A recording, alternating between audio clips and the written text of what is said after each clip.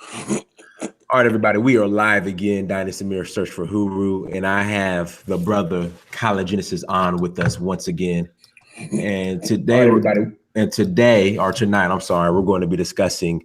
This is part 2 of Black people jockeying for position under white supremacy. So, brother College Genesis, thank you so much for joining us once again. Thanks for having me. It's an honor to be here. It's always an honor to have you on. You know, I had the brother Holipism on earlier today, so got the double whammy. You know what I'm saying? As people start to see our different personalities and everything, when you have Minister Dawood on, he's a different. Oh man, when you have him on, oh, you're gonna love it. That last show, that one show that I tagged you to, you gotta listen to that. Okay, I will. A couple of years ago. Oh my God, Minister Dawood is so freaking on point. He comes from the Nation of Islam. He was one of the top members of the Nation of Islam, and he's now with the BAIO. Why? Because this is the only direction. You know what I'm saying? We all have different backgrounds. This is the only direction. Land, infrastructure, nationhood. Anything else is a compromise. Right. Doesn't make sense. It doesn't. It's no logic. There's no reason. Yes, it's all about being logical and being real.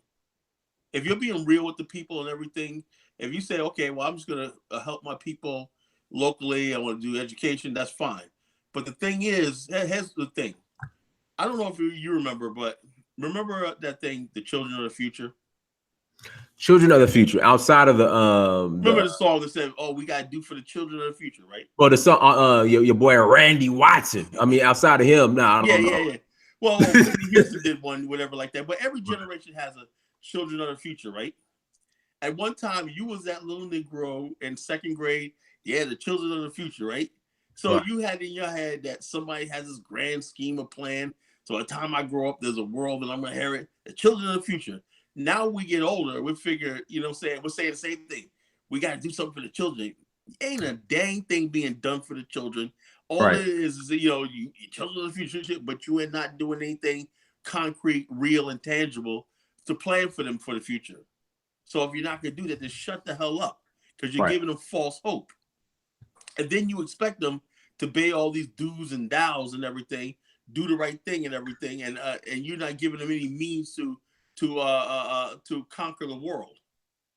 You know what I'm saying? Other people equip their children from the time they're kids, and then when they get out of school, this is where you're gonna go. They got industries, they got businesses, they have a political system, they have a cultural system, a social where they're gonna make an impact on the world. We don't have that in Black America. All we do is basically say, okay, if white people can open their hearts and minds up, they can take care of our children. We send our children, we bet on other races taking care and employing and the well-being of our children. And they wonder why our kids don't have any respect. So let me ask you this, Kyle. You just said something profound in regards to, let me ask you this. Let me back up for a second.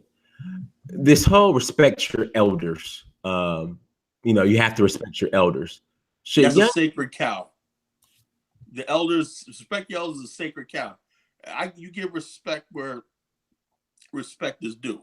Mm-hmm. Just because you're older don't mean you're elder. We have this thing in Black America where somebody's old and he got gray in his hair. He must be an elder. How you talk about the elder? I had people tell me that, oh, he's bad. Look, shut the heck up. If somebody's an old fool saying stupid things, I'm going to say you old fool saying stupid things. You know what I'm saying? We're the only group of people that do this. You know what I'm saying? Other group of people, they'll recognize, the older people recognize, well, you got these young dynamic leaders and everything. They're in their 20s, 30s, and 40s. They're on their top of the game. But you will have people will go to somebody 80 years old, you know what I'm saying, doesn't say much, but because he's old, you automatically have to respect him because he's an elder. And other things, the ancestors and all this kind of stuff like this. What did your ancestors do for you? You pray to the ancestors. What does the ancestors do? Does the ancestors lock up George Zimmerman? You know what I'm saying? No. Did the ancestors reduce unemployment? No. Does ancestors make us love ourselves and everything? No. You have to deal with the real and the tangible, not the vague and abstract. When you're living under white supremacy, most people who live under white supremacy who want to get comfort with white supremacy, they live in the vague and abstract. Because there's no accountability. They can say, oh, it's white supremacy, so we got to pray to the ancestors, we got to pray to this, we got to go to this, we got to go to this, that, but what is real and tangible?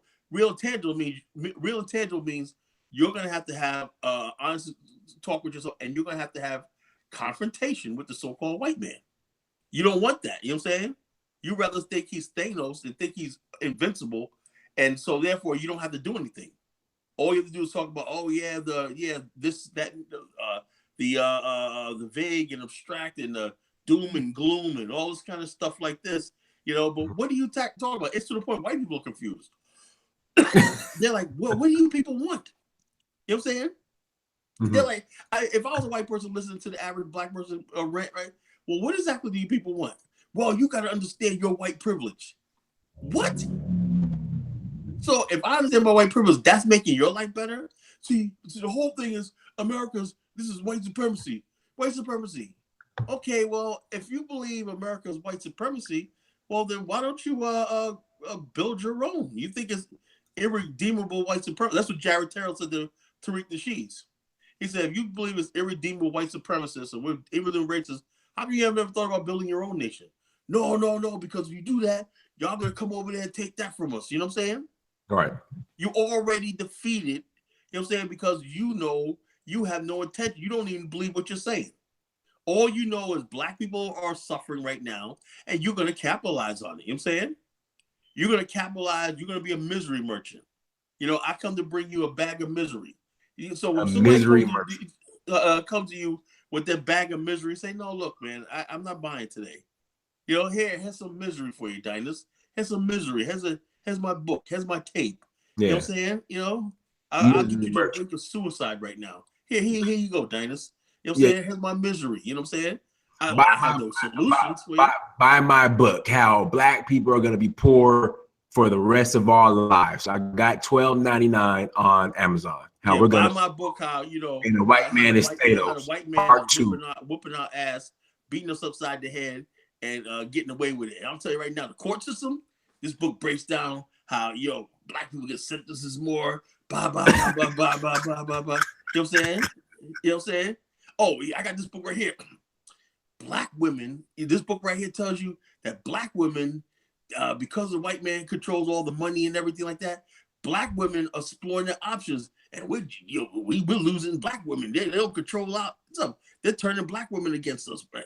Yeah, white supremacy. Yeah, white supremacy. Buy my book, How White Supremacy Teamed Up with the Black Woman. Yeah, white supremacy teamed up with the black woman on Amazon.com right now. Yeah, so this is what you got. Misery merchants. You know what I'm saying? And you know something? And this is how you tell a misery merchant, right? This is more enough to give you something tangible, not now, but in the future. But what do you do right now? Well, I got this plan to do this, but it's going to take me 5 years. You know what I'm saying? I told you I got a plan. You know what I'm saying? You sending me money, this, that, the other thing. So you don't believe in the vision right now. 5 years pass by. Oh, you see, white supremacy sabotage with you Negroes, blah, blah, blah, blah, blah. So basically, you're saying that you are a loser. You can't deliver what you say. Well, that's not the point. The point is, my heart is good. And people, his heart is good. Their hearts are good. They mean well. They love us. And whatnot, this, and the other thing. Okay. You know what I'm saying? So, like I said, everyone's jockeying for position of white supremacy because, like I said, if you could really act together with books and tapes and whatever you're trying to do, lecture circuits and everything, you can live a good life. You know what I'm saying? As long as the white supremacy gravy train is out there, you will live a good life. You know what I'm saying? So you are jockeying for position. And what happens is this. This is what me and Holt was talking about this afternoon. The bottom line, people, like somebody made a comment in the chat on Hope Show. Look at, man, Cobb's own boy is a dissident. First of all, Holup and I go at it. We say stuff back. We have the utmost respect for each other. We're on a higher level. There's not going to be any breakup or between Mr. Hollis and College Jensen. That ain't going to happen. And Mr. Daoud, the BAL, that's not going to happen. We're strong enough in our ideology and principled enough to disagree on many different things, right? And not break up. Look how Yvette Carnell and Boyce Watkins had a disagreement over Claude Anderson. You know what I'm saying? And they fell apart. What does that tell you? That tells you that what they're doing, who they are, is not real. When you're real, you can agree to disagree. You know what I'm saying? But when you disagree on one thing, and you're not only you break apart, but you were doing business together, and you're at each other's throats, revealing personal stuff, going down at it, well, you means you was not real. And I'll say that across the board to all these people that got these so-called conscious community beefs. Anytime you see beef between people that were once friends, that means they're all phony to begin with. Right. You know what I'm saying? If you're for real, if you what you're doing is for real and you believe what you believe in your heart, there'll never be any breakup, any beef, because you're all focused on one particular goal. The BAIO, you know what we're focused on. What is it, Dynasty? Land, infrastructure, nationhood. You know what I'm saying? We want an Afghanistan. We want a state of our own. And those who say that this is fantasy, you wait and see. It's the only thing, because on the African side, so every time I hear people talk against us, well, what African country? That's not the issue. There's 54 African countries, and not one of them, when they see our plans, they'll be like, oh, wow. Because like Holt was telling you today, they'll see the benefit of what we can bring. Remember, African Americans are first world people and industrialized people. You know what I'm saying? We have the wealth to transform any African country into a superpower if we wanted to. Just by going there, settling, building, you know what I'm saying? And investing. Right. So any country we choose is going to benefit from what we do. That's not the problem. The problem we have is on this side of the water. You know what I'm saying? People trying to throw turd in the punch bowl. Somebody called me a capitalist. I keep imagining me going to get some Hawaiian punch and just seeing a turd in it. Oh, this is just so graphic. some high sea fruit punch with a big ass turd in it. Oh, that's what these people are trying to be. Oh. They show up, you have a nice party, and they try to be let me be that turd in the punch bowl. You know? You know what I'm saying? Somebody named Mary the Pam said it showed that Yvette and boys didn't have anything built or a solid foundation. Of course, they didn't have anything built or any kind of foundation, solid, weak, whatever. There were just a bunch of people talking, throwing. You know, I hate to use scat imagery. Dynasty, I'm grossing you out. It's like throwing shit on the wall, see what sticks. You know? Yeah. They always throw shit on the wall and see what sticks. That's all they're doing. I'm saying if it sticks, you know, let's run with it. And the people that listen to them like being entertained. You know what I'm saying? You have a lot of people out there, and I'm saying to myself, whatever happened to when I was a kid, and I'm not trying to sound chauvinist or nothing like that, right? You know, but women didn't get into politics like that. I'm not saying women shouldn't get into politics, whatever. I'm going to get killed for saying this, whatever. When I was a kid, you know, daytime TV, all I saw was Julia Child. Remember her? The French cook? Oh, we're going to cook this today. I don't remember. She's a famous cook. You know, Google her. Huh? That might be before my time. I don't remember. Yeah, before your time. This is like when I was a kid. This is like the 70s. You know, I wasn't born yet. When I was in grade school, you know, Julia Child. But she stayed on to like the 80s, you know what I'm saying? And she always have this cooking show, whatever like that. But that was the face of women on television in the daytime, you know, or soap operas. You know, we didn't have Whoopi Goldbergs and Joy Behar and whatnot. You know, Whoopi should be cooking somebody a steak right now. But she's on TV talking all this freaking nonsense, you know, whatnot. You know, shut up about politics already. You know, when people misleading people, you know, and the whole thing is just get back on the plantation, line up, and let me corral y'all back to the right now. I hear now. How are we going to get Black and Hispanics to the polls this November? Not what can we do to entice them to the polls, you know? Right. You know, what can we do to better? But they got to understand this hopeless situation. You're not going to benefit. You're not going to ever see anything better. You have no power, no say so. Just get to the polls and vote. Because Trump's such a bad, evil guy, blah, blah, blah, blah, blah. That should be enough. Now, those of us who turn to nationalism as a way forward for the future, right, which everybody else is, you know, you think the Korean community in this country is not nationalist? You know, no, of course they are. Of course they are. You know what I'm saying? We're the only fool people is stupid enough to be stuck in engulfed in American politics. You know what I'm saying? 100%. American politics is about winners and losers. There's no in between. If you're not in the majority, if you're not the ones with the money, the power, and the numbers and everything, you are a loser. There's no such thing as second place in American politics. If you don't have, Black people we did have some political power at one time in places like Detroit. But get this, Gary, Indiana. But didn't we say this on the show before? But if you don't have a social and the economic base around it was politics. All you're doing is giving some Negroes a job in Washington. And that's what's happening. I would like to see anybody refute what I just said. Without a social, economic, how you would say, well, what's social? Social is having safe communities that we live together. We're concentrated in. Every last single black community that's contrary to black people, crime and murder appears. Every day here in the 7 cities, 757, someone's getting shot. I don't even have to say when. I just look up and say, well, who's got shot today? And I turn on my news feed, whatever like that. Yep, 3 people shot in Newport News. 3 people shot in Hampton. Police chase over here. You know, a robbery right here and everything. Every black community is disintegrating into utter chaos. That's the truth. Coast to coast, nationwide. Even Prince George's County, the ones the bootleg capital thought they were safe. Now you have a crime wave, home invasion, all that, gripping so-called middle-class black communities.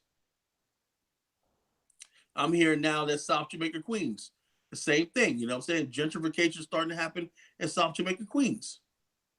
No, I've never in a million years would have thought that.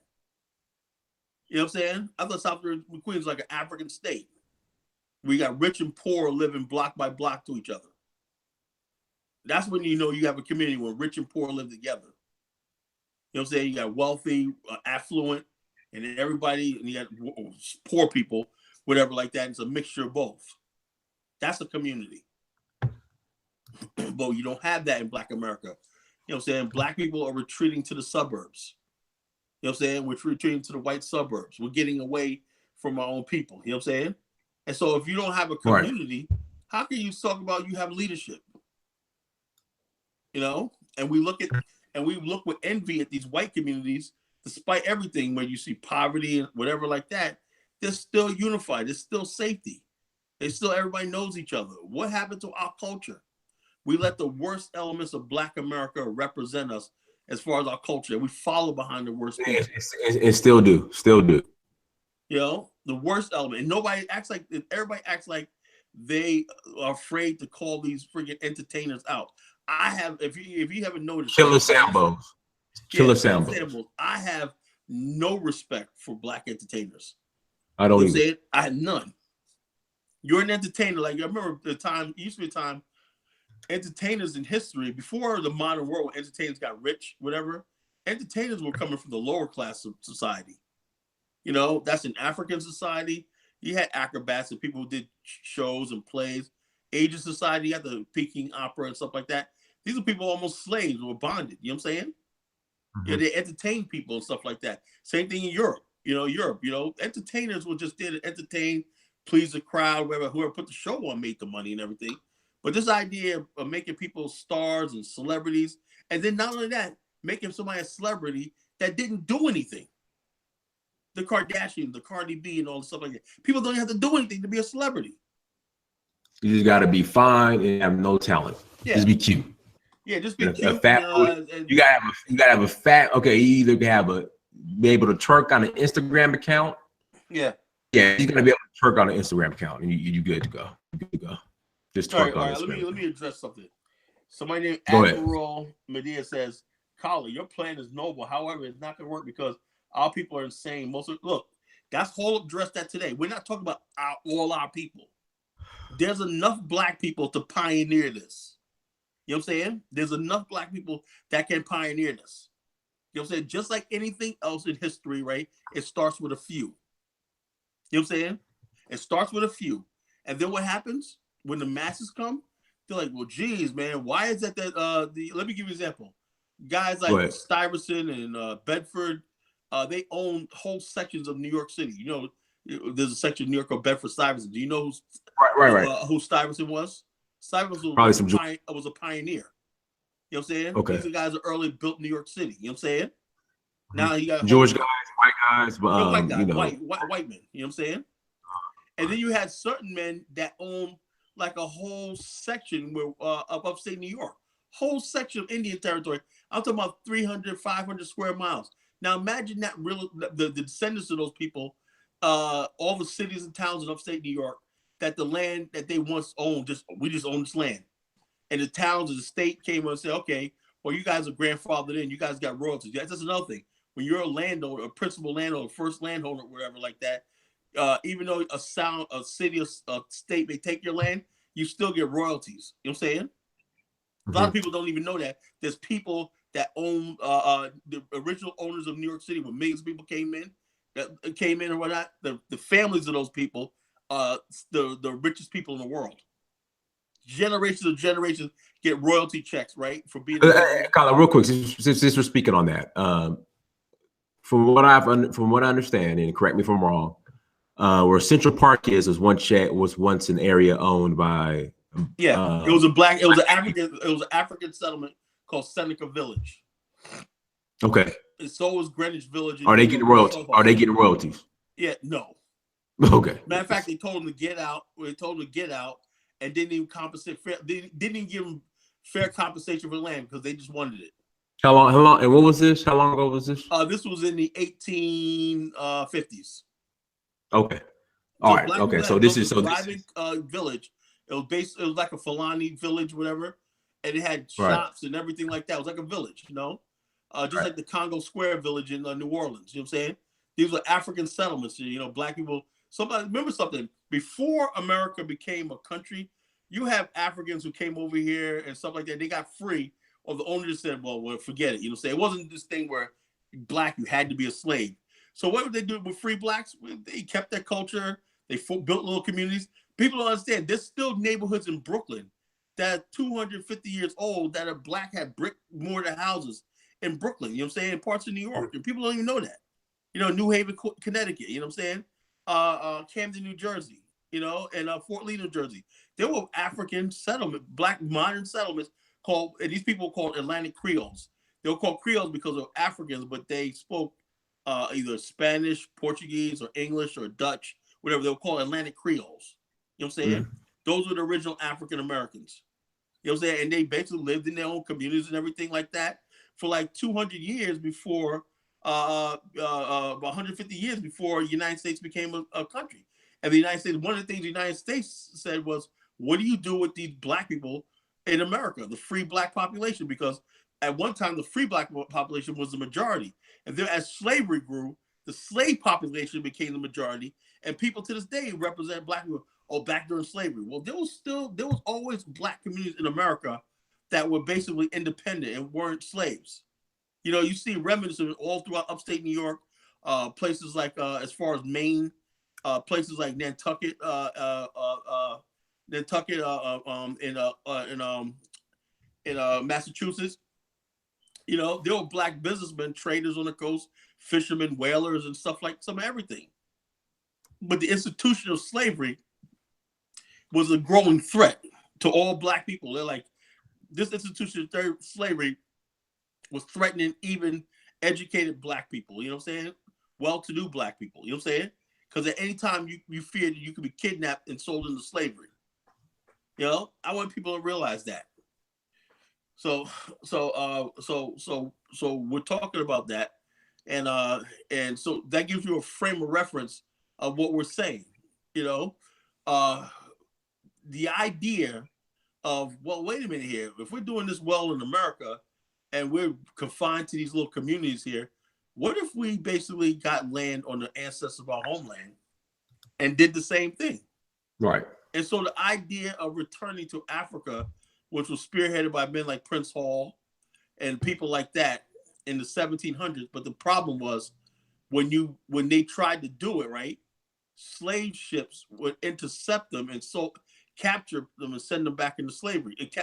Send them to capture free black men, raid their boats and capture them and put them in a slave hall. You know what I'm saying? It wasn't until the U.S. government and the British government was able to use the Navy to back up and give these black people who want to return to Africa safe path. This is how dangerous it was. The slave ships and everything like that controlled the Atlantic Ocean. You know what I'm saying? Right. And any sort of black people trying to leave America, settling, was seen as a threat to the slave trade, the institution of slavery. So a plague of white supremacy has spread throughout the North Atlantic, the Caribbean, South America, South Africa, and Asia, and all this. A plague of maritime white supremacy. Remember, it's maritime white supremacy. European maritime powers showing up the coasts, taking over ports, you know what I'm saying, and making Europeans imperial and subjugating people of color based on the ability to control their ports and control commerce throughout the high seas.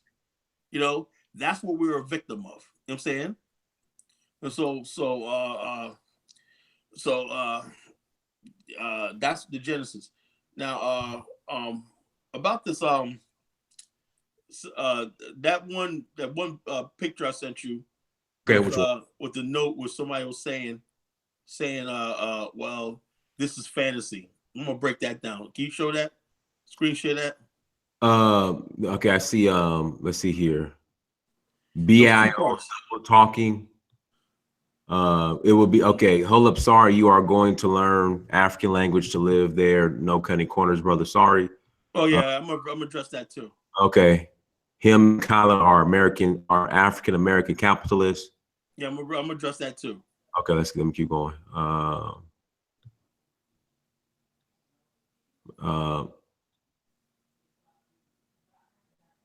Okay, which one am I looking for again? Oh, the ones I said after that is 3 pages. Okay. The quest for Pan-Africanism and the desire and all that stuff like that, you know. Okay. I don't know if you want to read it or you want to put it up on the screen. You know, I mean, I could read it. You want me to just read the whole thing? Yeah, just read the whole thing. Okay, So I'm gonna address that. All right, the quest point by point. All right, the quest for Pan-Africanism and the desire to build a new Black republic in Africa in the modern era are pure escapism and fantasy, and the individuals that advocate such need a serious reality check. Keep going, or are you going to address that? Okay, let me address that. Okay, now, have you noticed what they say is this? Now, the person who's probably saying this, I assume, either he's a Black conservative, right? If you're a Black conservative, if you believe in America and things the way they are, that's fine. I agree. You know, that's fine. That's one thing, right? You don't see color, you're colorblind, everything like that. But if you, like Hope and I always say, if you purport to be a nationalist and you're trying to build for the people, well, stick around for the show. We're gonna show you how stupid that that you saying that not going to Africa, building a nation is not the idea. And we're not saying everybody should go, but you saying that there shouldn't be Black people on the African continent from America doing businesses. In other words, basically, I'll ask the question. So, in other words, basically, if a man who's an expert at IT gets an opportunity to do a joint venture with a Singaporean company in Uganda, and they want to build housing and they want to build companies, and he might have a team of African Americans that might come over there, Uganda, and live and everything like that. They shouldn't be able to build a business, open schools for their people, and give themselves a life. They shouldn't go to Africa at all. So the question I would ask is, under what circumstances should African Americans be involved in Africa? And what gets me is this: can you call the person's name out who said that? I want to see if this person's listening tonight. Let's see if he can call in, if he's brave enough to call in and confront me on this. Is it Clark Kent 51? Oh, that could be him. And these, like I said, these cowards, they hide behind people that have ideologies that's not well thought out. Oh, here's a guy named Ray Alexander. Yeah. So Clark Kent, Ray Alexander, are you in the chat today? Okay.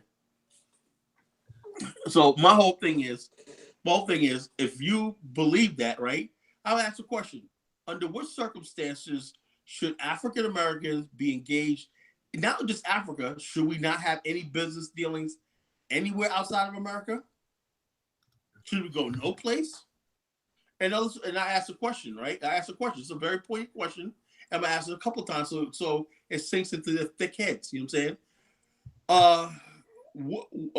If you say that we're Americans and we like that, well, if I was born in New York, right? I live in Virginia.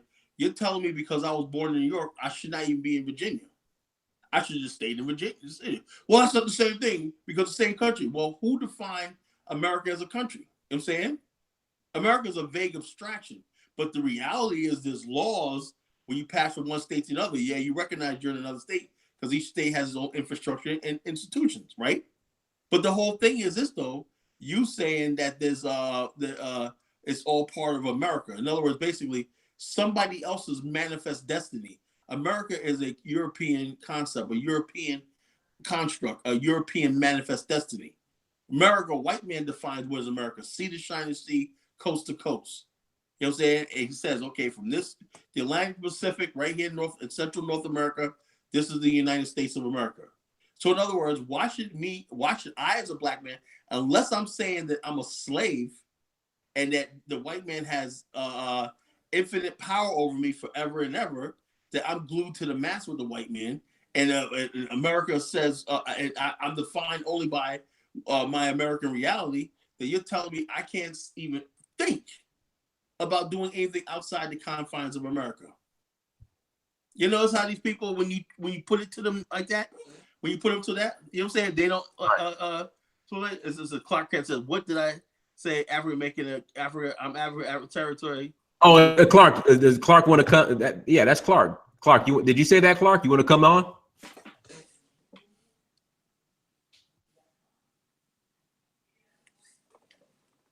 Clark, do you want to come on? Okay, he said he's an advocate for an African American territory with autonomy. Okay, yeah, but the economy and the territory has to be on sovereign soil. It cannot be inside the United States. At this point in time, Dinus, let's play our video on Soul City.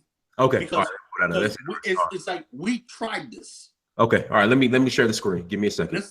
We tried this. So you're thinking I'm not BSing you. We tried it. We could do it right here and get land inside of America, and it did not work, and it will not work. You know what I'm saying? All right, hold on 1 second. So listen up very carefully.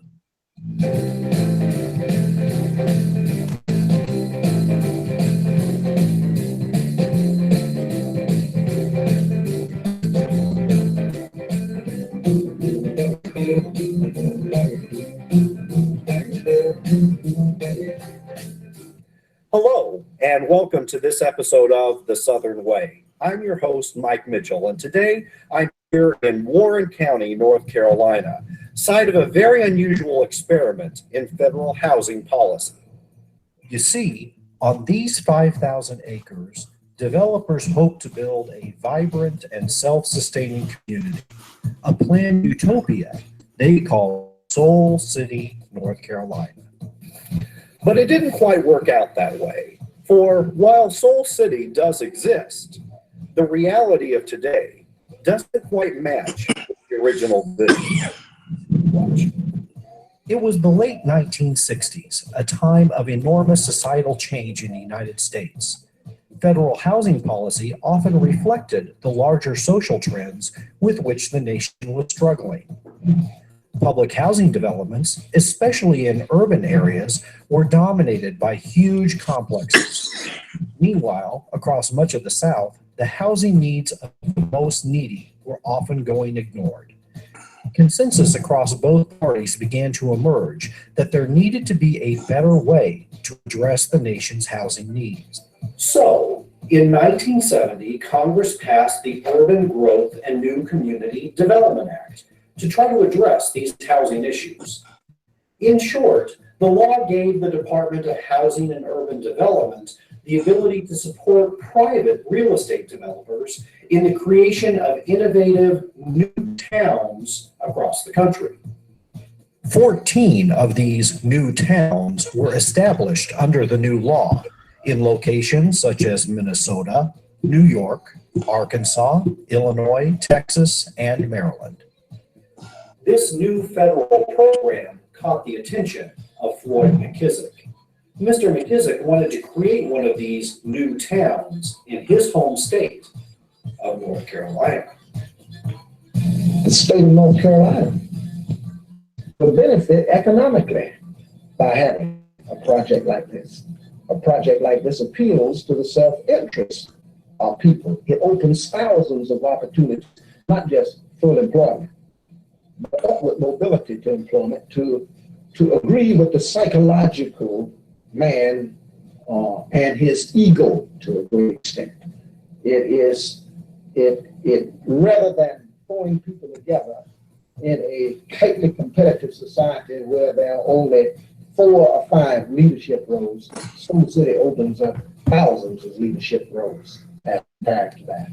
At this point in his career, Floyd McKissick was already a pioneer in many respects.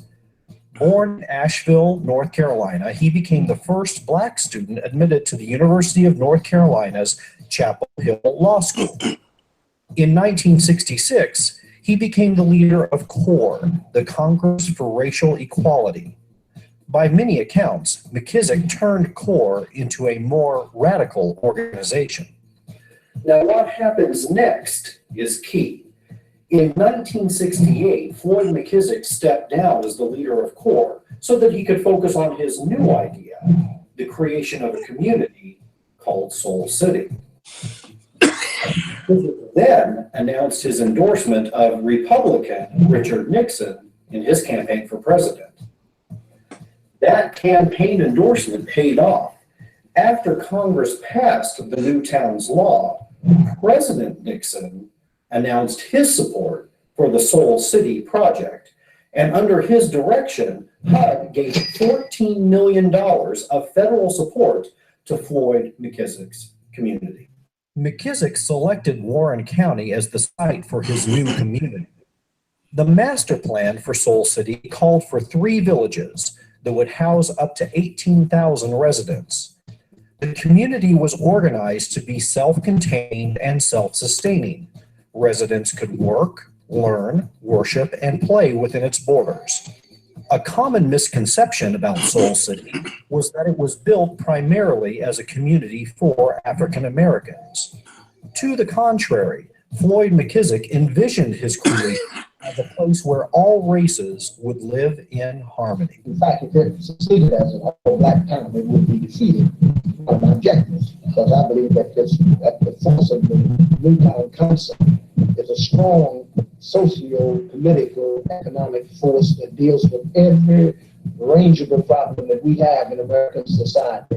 We can focus it on one. We can bring together, the private sector. You can bring together industry, government, and educational resources to really build a town free of racism. Unfortunately, this is what most of Soul City looks like today. Abandoned cul-de-sacs with no finished development. Today, about 150 residents call Soul City home. Most live in single-family homes, with some living in a small apartment complex located within the city. Most of the areas designated for retail shops empty and abandoned. The development company building the community went into foreclosure in 1979, although a few new homes have been constructed more recently. There is one Baptist congregation still holding services within the city's limits, and the city still maintains a park area for its residents. Within Soul City today, you can still see signs of the original vision. The street signs and subdivision entrances offer glimpses of what Soul City might have become. The lone industrial building, called Soul Tech 1, built to provide employment to residents, has since been sold to the county and converted into a prison. It's easy to view Soul City, North Carolina as a failure. After all, its reality today bears little resemblance to the original vision. But perhaps that's taking too simplistic a view. You see, if you look more closely at Soul City, you can see that many of its ideas are taking root in community development projects underway today. So perhaps the vision of Soul City was just too far ahead of its time. Or perhaps Soul City just violated that cardinal rule of real estate: location, location, location. One thing is certain: if you're ever in Warren County on the North Carolina-Virginia border, a quick drive through Soul City is definitely worth your time. So visit us again for another fascinating exploration of the American South. See you next time. Now, Hold on 1 second. Let me Let me get back on here real quick. Okay.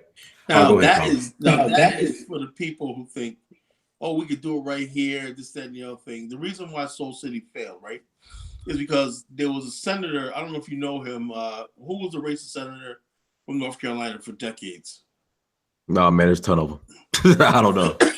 Jesse Helms. Okay. Jesse Helms was a racist senator from North Carolina, outright racist, openly racist, right? He said when he heard, even though it had Republican support, right? He said he would do everything in his power to sabotage it. You know what I'm saying? He would stop it, whatever like that. He would never have this, because if they do it again, Soul City would be a start of having black independent communities in North Carolina. He said it would never happen in his state. Now, this is what kills me, is people don't seem to understand. As long as there's some white man that could pull the plug on what you do, you know what I'm saying, it's never going to happen. Something like that, an ambitious plan like that, need all the support. Something like that would need somebody like Jesse Helms saying, yes, I support it. You know what I'm saying? Everybody on board, the president, everybody say, yes, I support it. But when you have a system where you have even Negroes saying, well, you know, that seemed like separatism. You know what I'm saying? That seems like racism, you know, and all stuff like that. I think we should be moving towards integration. Remember, this is the height of busing in America. Remember that? We were trying to bust to achieve racial balance. All these stupid things our so-called elders, you know what I'm saying, went for, instead of getting behind Floyd McKissick full 100% and making Soul Cities the reality in America, right? Building our own schools and everything like that. They were focused on busing and all these liberal issues. Black women were flirting with feminism, you know what I'm saying? Section 8 housing. Not flirt shit. I mean, these not flirting. Feminism and everything. So therefore, the past generation really, you know, either ignorance or just not being educated. Like I said, I question the education of a lot of people that call themselves past black leaders. You know what I'm saying? They get up there, oh, I'm this like that, but they make, you can see the results of everything they fought for.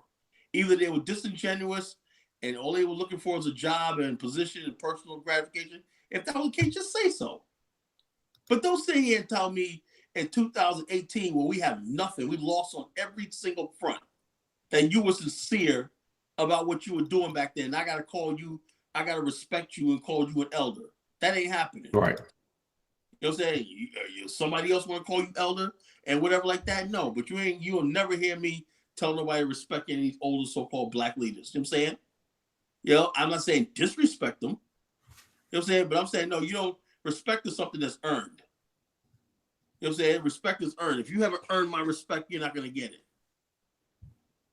And the same goes for me. If I don't deliver on what I'm doing, I don't want nobody to remember my name.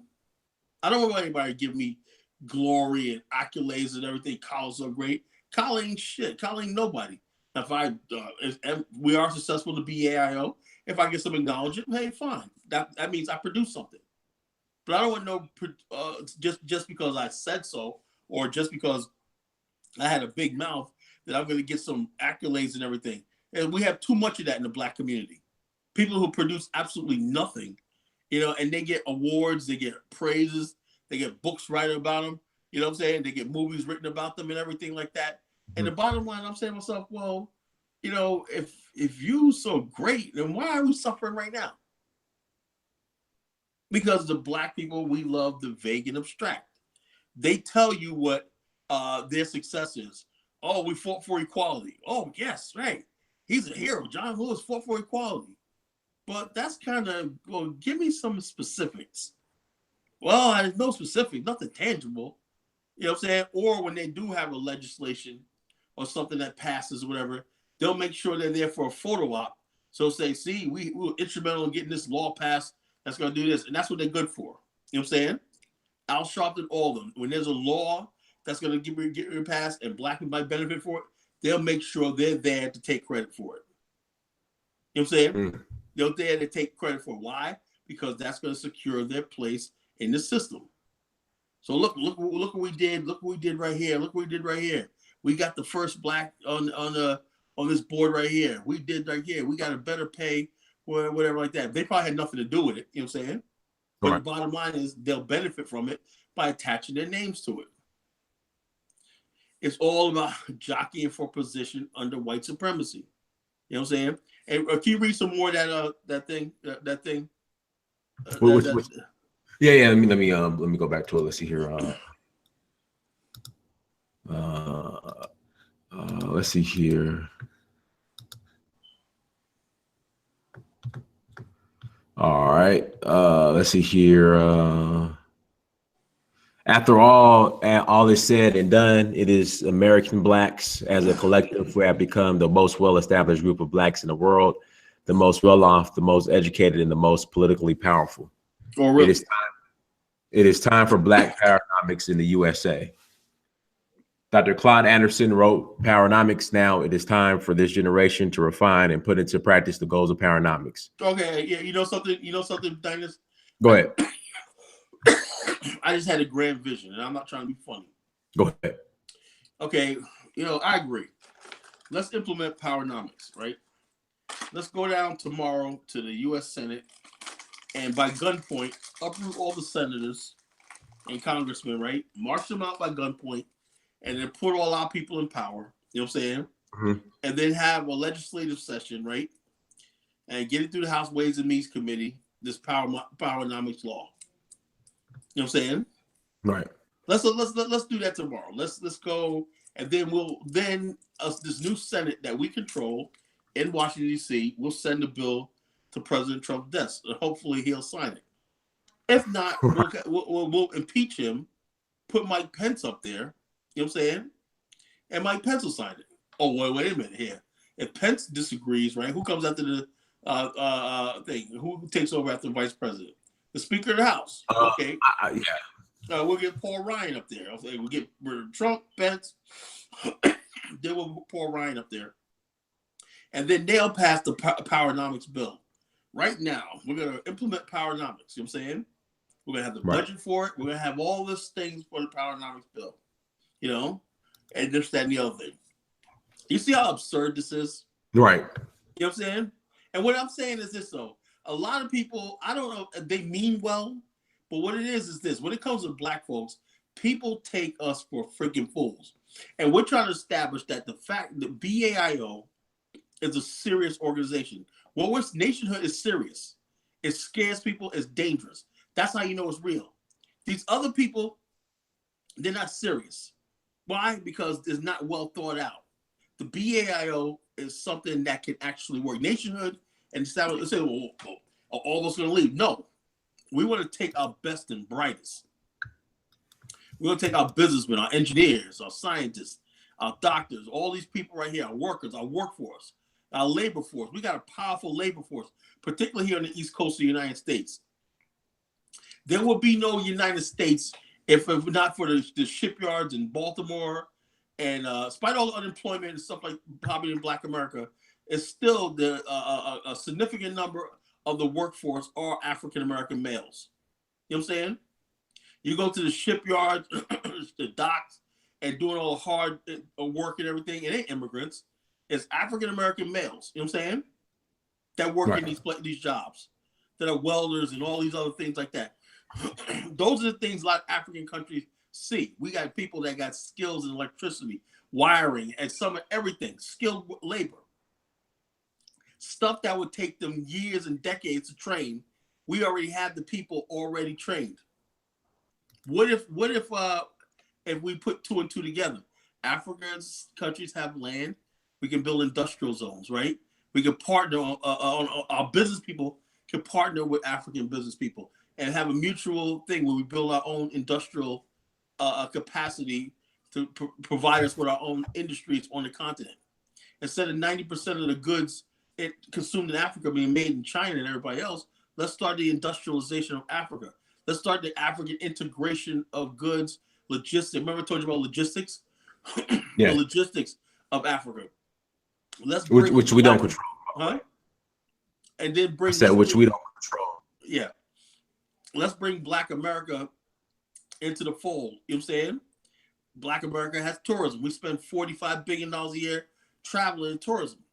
Right now, the president of Carnival Cruise Line is African American male, but he goes to the Caribbean. I didn't know that. I didn't know that. Yeah. The president of the CEO of Carnival Cruise Line is me and John Castro were talking about this the other night. He's African American male, but the thing is, before a cruise ship could dock on an African port, they got to be at a certain level. Why don't we emphasize African countries? You got to get you guys got to start getting your ports up to code. You know what I'm saying? To international standards. So maybe some of your countries, when a cruise ship docks at a place, not only do people visit the country for 24 hours, they're also unloading and loading. You know what I'm saying? That's business opportunity right there. So what I'm saying is this: the black race is not poor. We're just disorganized. And the African American state or homeland will be the place that basically by law and by custom will be pushing the idea of Pan-Africanism. Right now, there's no Pan-African state because the diaspora has the most to gain from Pan-Africanism. You know what I'm saying? But the reason why Pan-Africanism is not taking root is because Africans have the least to gain by Pan-Africanism because they're still tied to their former colonial masters. You know what I'm saying? Right. What if you have one particular state that's where the majority, the people from the diaspora majority, that are constantly holding summits and building institutions, and educating the continent on the importance of Pan-Africanism? Wouldn't we be more credible than sitting in America? One of the things Africans tell me is, well, you guys can talk that. You sit in the comfort of America. You know what I'm saying? Right. Oh, right. So per our mutual friend on Facebook, the reason why Black America is where it's at, as far as, I guess having $1 trillion spending power and so successful, is because we're in the seat right next to white supremacy. That's why. Yeah, well, that's partially true, but it's not, it's not the whole case. It's not the whole case. Black people have wealth, have generations of wealth and everything like that. Just living here in the proximity of North America, it's just the way it is. And the bottom line is, they're never going to let that $1 trillion that comes to our hands be coordinated in America because it will be a threat to them economically. You know, will be a threat to them economically. Right now, there's black car dealerships, right? But there's no car manufacturers that are owned by African Americans. You know what I'm saying? You're right. I was about to say Kataka, but that's Ghana. Yes, Ghana. You know, so that means you can't make a major steel purchase. You know what I'm saying? In other words, basically, a car manufacturer decides where his steel is going to come from. Is it going to come from Pittsburgh or is it going to come from China? They'll make sure that the person who makes those decisions always be a Caucasian inside of America. You see what I'm saying? Right. So anybody who think you're going to go and rise to the top in America, you know what I'm saying, under this system, you're just deluding yourself. You're deluding yourself. And so what about like the Oprah Winfrey's and the Bob Johnsons and the John, let's look at it. Let me ask you a question. Where's Oprah's tangible wealth? Her studios. Studios where? Harpo in Chicago. Harpo. Okay. The studios produce what? Shows. Movies. Shows, and from what I hear, she got something that produces shows and stuff like that. Okay, I'm not gonna take anything away from Oprah. She got Harpo Studios and so like that. Same thing with Bob Johnson. And let's do. Are you familiar with Brian Allen? Byron Allen, yeah. Yeah, let's deal with him. I mean, now he's making power. Okay. I was going to ask you that. How do you feel about Brian Allen? Look. Bottom line, he's a black man. He ain't no fool, and he's making power moves. I support him. You know what I'm saying? I support any black person just making that type of money and moves. I'll support him. But at the same time, now in America, and as far as like how far Oprah can go and Tyler Perry and these people, there's only so far they can go, inside of America. You know what I'm saying? Because ultimately, let me tell you something. Let me ask you this. Do you think Oprah Winfrey and Tyler Perry are going to have their Bill Cosby, Morgan Freeman wake up call? Go ahead. Well, this is where I see it like this. The majority Oprah Winfrey, and this is even BET, right? Go ahead. BET beams into what was 70 million homes. Like Bob Johnson, even Bob Johnson had 60 million homes, right? Mm-hmm. That wasn't. There's not only 44 million black people in America, and let's say not even a third of black people had BET. So where was the majority of the BET household non-black people? Right. When advertisers go to advertise, right? And this is why if you notice, when you watch OWN, you watch any of these black channels, you don't see any difference between the level of commercials, the type of commercials that they play on BT, that they play on ABC, NBC. Why? Because white people, Asians, and there's a lot of Asians and Hispanics in this country too. You know what I'm saying? They're watching BET. They're watching Centric Channel. They're watching TV One. They're watching all these channels and stuff like that, right? So therefore, the content of these channels cannot go but so far into the blackness. You know what I'm saying? You know, you're just not gonna have you're not gonna and one thing you won't have is they're trying to start it as a 24-hour day black news cycle, because when you talk about news, right? When you talk about news, that's a whole different ballgame. News, basically, when black people talk about news, when you watch MSNBC, even though you got black people on MSNBC, what are they talking about? They're talking about Democratic. Pretty much what the white liberals tell them to talk about. Well, yeah, white liberal talk. I'm glad you're intelligent. You understand what. Yeah. It's just I wish some people would get it, but they just. You know what I'm saying? I don't know if our you have people a black face up there. You know, Joy Bear with all black. It doesn't mean anything, because Al Sharpton and Joy Bear are talking white liberal talking points. Right. You know, this is a black platform right here. The stuff we talk about. Correct. You know what I'm saying? Maybe we need a more polished thing. The advice show. It doesn't matter. I would say this: we are more polished than Don Lemon. More polished than Jones.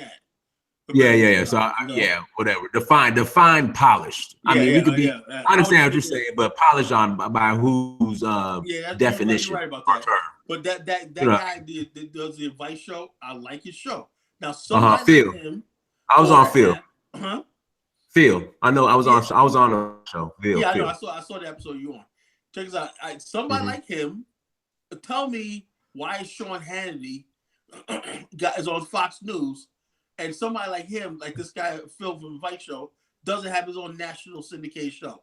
He's too black. He's not talking the white liberal talking points, or he's not Larry Elder or Jesse Lee Peterson. Right. So what I'm trying to get the people who are trying to say, see, we got you, Carlos. See, we got you. We got you. The bottom line is this: if you're not talking from a black perspective, a real honest black perspective, you're talking white liberal talking points. That's another thing that's dying right now, is that black people are coming out of this so-called liberal conundrum. You know what I'm saying? You know, this liberal conundrum, and we're coming out of it. You know what I'm saying? Right. We're coming out of this liberal conundrum, and we're saying to ourselves, we're saying to ourselves, well, what do we have to say about this? Oh, I don't necessarily agree with that. You know what I'm saying? I don't necessarily agree with that talking point. I don't necessarily agree with this, that, the other thing. I see things this way. You know what I'm saying? You know what I'm saying? Right. We are basically Black American change, and it's thanks to the internet. You know what I'm saying? But what you had up until like about a year ago, when Trump got elected, was people who were just using the internet as a stepping stone to get to the mainstream. You know what I'm saying? They'll come on the internet, this, that, and the other thing, to say a little stuff like that, and they'll say like this, like that clown Touré, whatever his name is. You know what I'm saying? Yeah, these Touré. Clowns, these clowns that get up there, Mark Lamont Hills and all these other people. They're trying to go mainstream. They're trying to go mainstream. In fact, here we go. I'm gonna break it down for you, Kala. This is my theory. Black liberals who are mainstream, they could speak on white supremacy, but they cannot speak on the fuckery in the feminist communities, or the LGBTQ communities. They do that. Right. It's a right. Now, black conservatives, they could speak on, the LGBTQ community. They can speak on feminism and illegal immigration, but they will not dare. They won't even fix their lip to speak on white supremacy. Not only that, I seen that guy Alan West. Right. He was like on this one show where somebody said, "Well, we got Klan," and he tried to say, "Well, the Klan something about." Well, I'm gonna tell you what he said. They're gonna deflect. Well, the Klan, they were Democrats. They were Democrats. Well, no, I'm going further than that. He says that a lot of these Klan groups, one of these racist neo-Nazi groups, he said they're really Democrats trying to try to scare black people from becoming more right wing. He said, "Yeah, I kid you not, man." So when you debate somebody, like, how can you win a debate? Somebody that I would just turn the mic off. Say, "Oh, it's over. You won. Let me go home. When somebody comes out with that, that's somebody that's completely a nut. Right. I'm saying, now you're calling, like, this guy was making racial comments on this one show he was on. They was typing and making racial tweet towards him. He's talking all this that the other thing, and he was like, "Oh yeah, typical liberal." And right. I'm like, so no, I guess until that noose gets around your neck and they're stringing you up, you know what I'm saying? You right. won't believe that is racism. But if you notice, I don't know if you're familiar with the comments they made about Michael Steele. Michael Steele? Yeah, they call Michael Steele a token Negro for the most part of the Republican Party. Yeah, but he wasn't as bad though, because he wasn't. But this is my question. Ask me how many black conservatives defended him. Yeah. I'm asking how many think defended him? How many black conservatives? How many black? I mean, give me that question again. How many black mainstream conservatives defended Michael Steele when they called him pretty much a token? No, they will never. Black conservatives never come out and defend each other. Their whole idea is defending fellow white people. You know what I'm saying? Right. You know what I'm saying? I don't think Michael Steele did anything wrong. He was a Republican. He said, this, that, and the other thing. If you look at like a lot of conservative views and stuff like that, limited government and like you remember what's his name? Jack Kemp. You remember Jack Kemp? Used to be a Republican. He passed away. He was like he was called like the Republican ambassador to the black community because he's always in black churches. There's a real nice guy, Jack Kemp, and he was a Republican. Is he from Georgia? What was Jack Kemp from? I can't remember. You know what I'm saying? But he was a real nice guy. He's a Republican, and black people loved him. You know what I'm saying? Even if he was a Republican, he was they would call the Republican. He was called the Republican ambassador to the black community. You know what I'm saying? He always talked about things about school choice, just Republican talking about school choice, so none of that right wing idea. You know what I'm saying? Stuff like that. Just basic stuff like school choice and vouchers and hard work and ending welfare reform. Just basic stuff like that. That wasn't divisive. You know what I'm saying? And so black people are like, okay, I could deal with that sort of Republican because I have those sort of values and everything like that, Christian values, everything like that, which I think, he could have worked out well. But the bottom line is this. Here's the thing. In the 1990s, actually, it started back in during the Reagan era, right? See, people have no idea. Black people have no idea. I told the story before about David Duke. Remember I told you how David Duke bluffed the whole entire political system, and it caused the Democrats in '88, after '88, to abandon the black cause at all, because that Soul City project and everything like that. There was many other projects like that we wanted to get the Democrats to get on board with, black empowerment, stuff like that. And then after the Michael Dukakis lost in '88, right? He lost because of the Willie Horton ads. Willie Horton was a black furloughed guy who went out and killed people and everything like that. And the idea of seeing this black man going, Lee Atwater was his Bush's campaign manager. They put this thing out there of this black, Dukakis was headed in the polls. But after they put the Willie Horton ad out there, if you Google Willie Horton ad, right away the polls tightened and Dukakis lost in a landslide, right? Now, after that, right, the Democrats said, well, how are we going to recapture the White House? Okay, we got to get a third-party candidate, right? And we got to get two white Southerners, you know what I'm saying, in 92 to run on a ticket against George Bush and who was his vice president at the time? I forgot his guys. I forgot George Bush. Well, it's so long ago. I forgot his vice president's name. Right off the top of my head, can't think of it. Well, anyway, George Bush and whatchamacallit, and then he had Ross Perot, the billionaire. So, anyways, just by the skin of your teeth, you had two white Southerners, Bill Clinton and Al Gore, won the presidency, doing a lot of race baiting, also pandering to black people here, race baiting the white people over here, just any other thing. But there was nothing about a black agenda on the table. That's what we get to my point. Nothing about a black agenda on the table. That's gone forever. You know? At the same time, for the Republican nomination, right? You had a guy named David Duke. You know what I'm saying? Ku Klux Klansman, who basically was going around on talk shows and everything, talking about the biggest problem is black crime, welfare recipients, and all stuff like that. And he attacked every aspect of black America. Minority set aside, he said, was racism towards white people. At the time, you had cities that would give minority contracts, right? Even though it wasn't much, as far as like government contracts to black companies, right?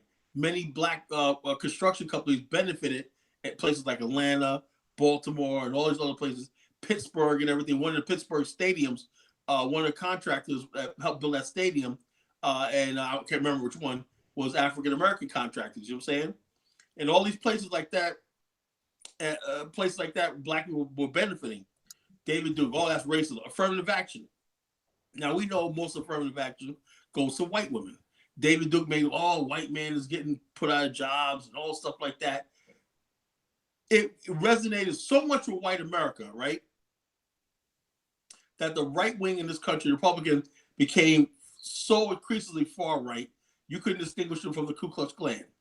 And the Democrats became more like, we got to get these white working class voters in. So they became sort of like, oh, well, you know, black folks. And you have black people, black Democrats get up there with their stupid marching. Oh, yes, this, that we should overcome. While they're basically telling black people, we can't do nothing for you, or publicly keep nothing for you. You just keep going this because the only thing you have to know is you have somebody on your side that's going to keep you from them. Right. So my point I'm trying to make is that when Bill Clinton ran second time again, right? He won by a landslide against Bob Dole, whatever like that, right? He had the impeachment and all that. But black politics in America was completely dead. Then you had George W. Bush, right? Black people at this time, get this, were completely apolitical. You know how we were apolitical? Anytime you had Puff Daddy coming out there talking about rock the vote. Remember that? Rock the vote? Yeah, rock the vote. And, rock the vote? Because nobody was voting. Everybody gave up on the political process. And then we had Beyonce and Jay-Z home concerts. Right. So that's the extent of black political participation. Jay-Z, Beyonce, Puff Daddy, MTV. And then not only that, this is very, very important to understand. This is very, very important. They got together with MTV and VH1, right? Instead of being a black vote, right, which we talk about black issues, right, they became the so-called hip-hop vote. They changed it to the hip-hop vote. I became a blogger because I said, one day I'm going to expose all this. You know, I'm going to fight this. I saw it because I used to argue with people all the time. I said, I'm not no damn hip-hop vote. They said, well, we're going to beat George Bush in 2004 because all the people who listen to hip-hop, right, Diddy thought that the white kids who listen to hip hop, minorities, vague and abstract themes, were going to link together and push the Democrat. It didn't work. George Bush still won by a landslide. Why? Because he found out, he was shocked that even though people listened to his music, when it came to politics, they still voted with their families and everything. So in other words, the white youth, they was like, well, yeah, I like your music, Diddy, but you know what I'm saying? I'm not going to be part of this so-called hip-hop youth vote. You know what I'm saying? He thought, because if you look at Diddy's speeches, and I know he was humiliated after that because he was just like, yeah, I want political power now. And at the time, everybody was starting to get into politics. You had Eminem do a video where he was running for president when it was really funny and whatnot, you know what I'm saying? and he was like he was running for president. And matter of fact, he even had Donald Trump in it. Donald Trump was in that video. It was really funny. But anyway, the bottom line is black as African Americans, vote was completely gone. Now you ask yourself, how did that freaking happen? Because every last single major network made it in this thing, right? That in order for Democrats or liberals that ever have power or not, we're never going to mention race. Black people will be the so-called hip hop vote. You can be 60 years old, but you're part of the hip hop vote along with whites, gays, liberals, everything. That was going to be one single thing. People who are gay, white, liberal, listen to hip hop. That's one big block called the Hip Hop Nation Urban Youth Vote. Vague and abstract terms. You know what I'm saying? Along comes Barack Obama. And Barack Obama comes along. Hey, Calvin, real quick. Can I read a couple super chats real quick? Yeah, go ahead. Go ahead. Okay. Ekitude Bowden, thank you so much for the super chat. If we don't achieve a two-state solution, African Americans are finished. The country has essentially flushed our lineage down the toilet. We have an incarceration rate of 10,000 per 100,000. Could you imagine if we used that labor and organized our dollars to build an African American state? Shout out to In the Red. Thank you so much for your support, sister.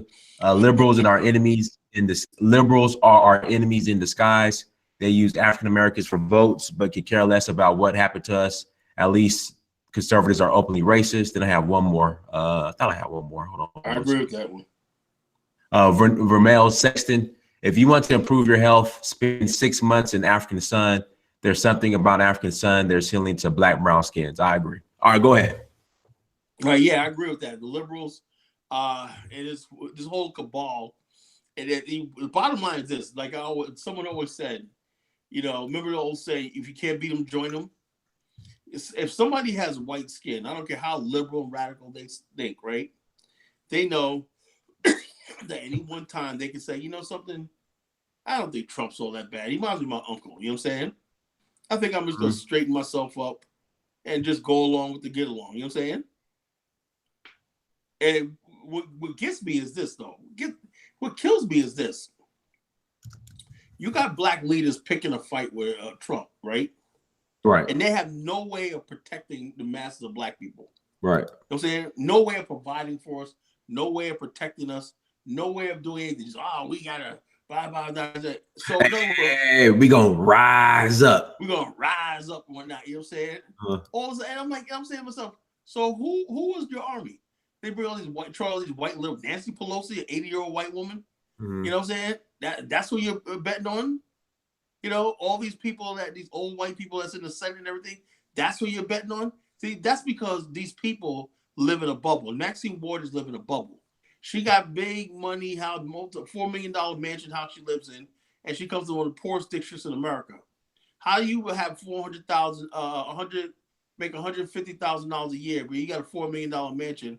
And husband's on some board, whatever, with banking. Everybody's out for themselves. Right. Everybody's out for themselves. And the whole thing is that we could be distracted by Trump. We could say, okay, let's forget about the political process. Political process. Let's not run candidates that got new ideas and new visions and everything like that. We just keep recycle the same politician over and over again. And make no mistake, these black leaders, with the Democratic machine are vicious. You know what I'm saying? They are vicious. The Democratic machine has the money. I still get emails for them from the DNC. Oh, we need your money. We need your support. I'm like, I feel like I want to block them on my email. I don't know if I can do that or not, right? Do you get those emails? Well, yeah. I like. I don't get them. No. Because I one time I think I contributed money one time years ago, and I guess they still got my email and they just keep emailing me. So I'm like, what the heck? And I'm gonna ask myself this. See, in other words, basically, when I come to vote, there's issues on the table that I care about, right? The last administration, Barack Obama, didn't do that. I believe America is still a racist country, right? I believe the officers of the civil rights, right, should be strengthened, and I believe there should be oversight as far as police brutality on a federal level. Now, this goes back to what America's about. People don't seem to understand this. The way America was set up was the federal government stayed out of the business of local. Hanging somebody and trying somebody and hanging somebody for whatever reason was a local problem. It wasn't a federal government problem. Right. You know what I'm saying? The problem is they said, well, people can work out their own thing. Remember, it's just a feeble attempt to build a civilization. Right. Okay, that could work when everybody's homogeneous, right? Things balance out, you know. Sometimes somebody might get convicted, whatever like that. Oh, the old legend has it that such and such was convicted, he was framed, whatever like that. But it had nothing to do with having a race of people who was universally rejected and despised and everything. How would the federal government protect black people in against mob violence, economic depravity in America, and social depravity in America, even the propaganda towards black people 24 hours a day through the media and social media is warfare. It's psychological warfare. Mob rule, mob violence against black America, mob psychological violence against black America. We can do nothing right. We're blamed for everything that's wrong with America. You know what I'm saying? How can America police brutality beats up a black man? He should have known better. You know what I'm saying? He should stay in this place and everything. Nobody cares because everybody's basically saying, okay, as long as I can get my little piece of the pie here, and it don't really happen to me. Until it happens to me exactly. Then I want to rally every black person on social media. Look what the cop did to me. They bust me upside the head. Blah blah blah blah blah. Now we all got to get involved. The reason why we're suffering right now is because we are people that's scattered in this land that is toxic and is not ours. You're never going to build anything inside the United States because you cannot protect it. You know what I'm saying? You cannot protect anything that you have in America because you don't have any ability. Like Brother Holt always says, you know, a law is an opinion backed up by force. You know what I'm saying? Right. You have no way of protecting whatever you claim that you want to build in America. You know what I'm saying? You have no way of protecting yourself. You have no way of building for yourself. And people will say, well, let's implement powernomics. How the hell are you going to do that? You have no power. You know what I'm saying? You have no power. So it just goes back to what I'm saying. Let's hey, real quick, before we play the next video, Chima Madu wants to know, how do you feel about groups like the NAACP and the Congressional Black Caucus? I mean, you already pretty much spoke on it, but the NAACP and the Congressional Black Caucus. Yeah, how do you feel about the Congressional Black Caucus? Right. There you go. That's that. You asked the question. Yeah, the Congressional Black Caucus. The whole thing is all these guys are 100 years old. You know what I'm saying? Mm-hmm. They've been in office longer than I've been alive, you know, and I'm no spring chicken. And they've been in office longer than I've been alive, Diane's been alive and everything. Even my parents were teenagers. And they've been in office and they do absolutely nothing but vote the Democratic line, vote the total Democratic ideology, and do absolutely nothing. And the whole thing is this. You have young people who are politicians who may have ideas, excuse me, who may have ideas, may have vision, everything like that. Whole people that will never think. Let me give you an example. My friend of mine, Black Achievement, I want to get him one of these. And my one last show that I did, the Donald Trump Shuffle, he broke it down how the black political establishment supported this guy O'Malley in Maryland over somebody black. Why? Because white. Let me break it down to you like this. They did the same thing here in Atlanta with I want to say John Lewis didn't support the governor, the Democratic governor, Sarah Abrams, I think, or Sandra Abrams, something like that. Yeah. Now what gets me is instead of saying black people, somebody come up with an article and notice something, right? All the so-called usual suspects are silent on this. Instead of someone saying, you know, something, it's time to retire John Lewis. It's time to shun him, and he's working for the Democrats, whatever. He's working for the white. Instead of having a rumble in the Democratic Party and the NAACP, said now it's time to move forward. It's all about them getting together with their nice suits and ties on, having these nice fancy dinners like they gave to Obama, like before he left office. What was that dinner they gave Obama, the NAACP? Was it Achievement Award or something? It was something they gave him, and it was a gala, whatever. They showed. He was like, "Oh, this community may not let his foot down and protected my legacy." Man, Negro, be quiet. Say your legacy. So the bottom line is that you have all these people, these old black people. You know what I'm saying? That the reality of the day, they don't fit into the reality of the day, because you have young people, black people that are really dynamic in this country. You know what I'm saying? Right. You have black people that can work across political lines. Somebody that can sit down with a Pan-Africanist and a nationalist and say, "Hey, whoa, that's a good idea." You know what I'm saying? New ideas. You know what I'm saying? And say, "Okay, well, if it works, whatever, let's do this." You know what I'm saying? Somebody that's maybe sitting there talking to maybe different other countries, African heads of state and stuff like that. What I mean by dynamic, you know what I'm saying? Dynamic connections, dynamic goals and ideas and everything. But when you look at the current situation with NAACP and current, all you see is the same old. And they always, it's going to get to the point where you're tired of hearing about Martin Luther King. You know what I'm saying? They'll say, well, we got, the biggest thing was we got a bust of the Martin Luther King, the bust in the thing. Well, it didn't look like him. He looks Chinese, whatever. Like, I'm like, you mean tell me, you know what I'm saying? That's what is so important. You know what I'm saying? A statue of Martin Luther King in DC. You know what I'm saying? Or they'll make a big fanfare about naming some highway after Dr. Martin Luther King. You know, we had one in Virginia Beach. You know what I'm saying? I would like to sit in my city of Virginia Beach, talk about more black people and city getting big government contracts and stuff like that. But a big fanfare was naming Virginia Beach Boulevard Martin Luther King Boulevard. You know what I'm saying? And then you had the racists out there. Oh, this is discrimination, blah, blah, blah. I'm like, and I feel like telling them, no one gives a goddamn what you think. And this is not important. This is just throwing us little crumbs in. And the generation that loves this are the people who like your crumbs. Right. You know what I'm saying? Just throw the Negroes little crumbs every here. They'll just shut them up. They'll be quiet after a while. Throw them a little crumbs here and there. And they'll throw about that, any more on that list about this? The guy said something about this nationhood being fantasy. I want to address that. Okay. All right, go ahead. You want me to read some more, or you want to go ahead and address that? Read some more. I want to read that part right there. That part right there. All right, hold on one second. Let me go down. Scroll down. All right. Dr. Claude Anderson wrote Paranomics. Now it's time for this generation to refine and put into practice the goals of Paranomics.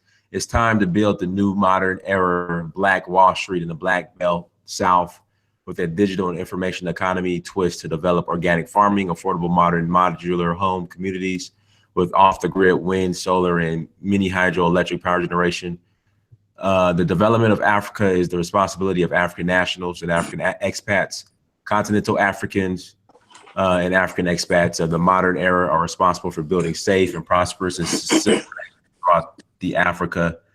African nations have failed their own citizens and won't protect the rights of outsiders. Additionally, African countries throughout the continent are largely failed states that do not protect the rights of their own citizens or provide adequate military defense against invasion. And most sub-Saharan nations cannot even produce enough food and fiber to feed and clothe their own populations. Now, why don't you speak on that, and I'm going to speak on that. I want you to speak on that. What do you think about that? And then I'm going to speak on that. I wish the Chinese and the Lebanese and white people got this disclaimer. Yeah, I wish that too. I wish they would tell. I wish Paul Kagame of the most beautiful city in the world right now, Kigali, in Rwanda. I wish he would have got that memo. You know what I'm saying? Right. I wish Angola, who's basically one of the highest growth rates and everything like that, world-class infrastructure, have the thing. And then he's made the comment that African countries can't protect their own citizens. Well, what do you think getting shot every day in the ghetto, in the streets and everything? Is that protecting our own people? Are we protected in America? Police brutality, gangbangs, and all stuff. Hey, did you see the video of the basketball player getting tased for parking? Yeah, oh yeah. Everything is just so lovely in America. You know what I'm saying? Yeah. And then he says something about we need to build off the grid, stuff like that. First of all, Negro, you are not going to live off the grid. You know what I'm saying? Right. And you know off the grid means out of the matrix. Out of the matrix. Yeah, you know off the grid means with Negros. Out of the matrix. You know what off the grid means? I had this one dude, man, that kept calling my show one day years ago, right? His name was J-Dub, right? Some clown. Mm-hmm. Anyway, at the time, this is years ago. At the time, he was like 46, whatever. And I think I was like, this is years ago, right? And I was like 42, 43, doing the show. He said, well, I'm going to leave this and the other thing. He goes, I'm self-employed.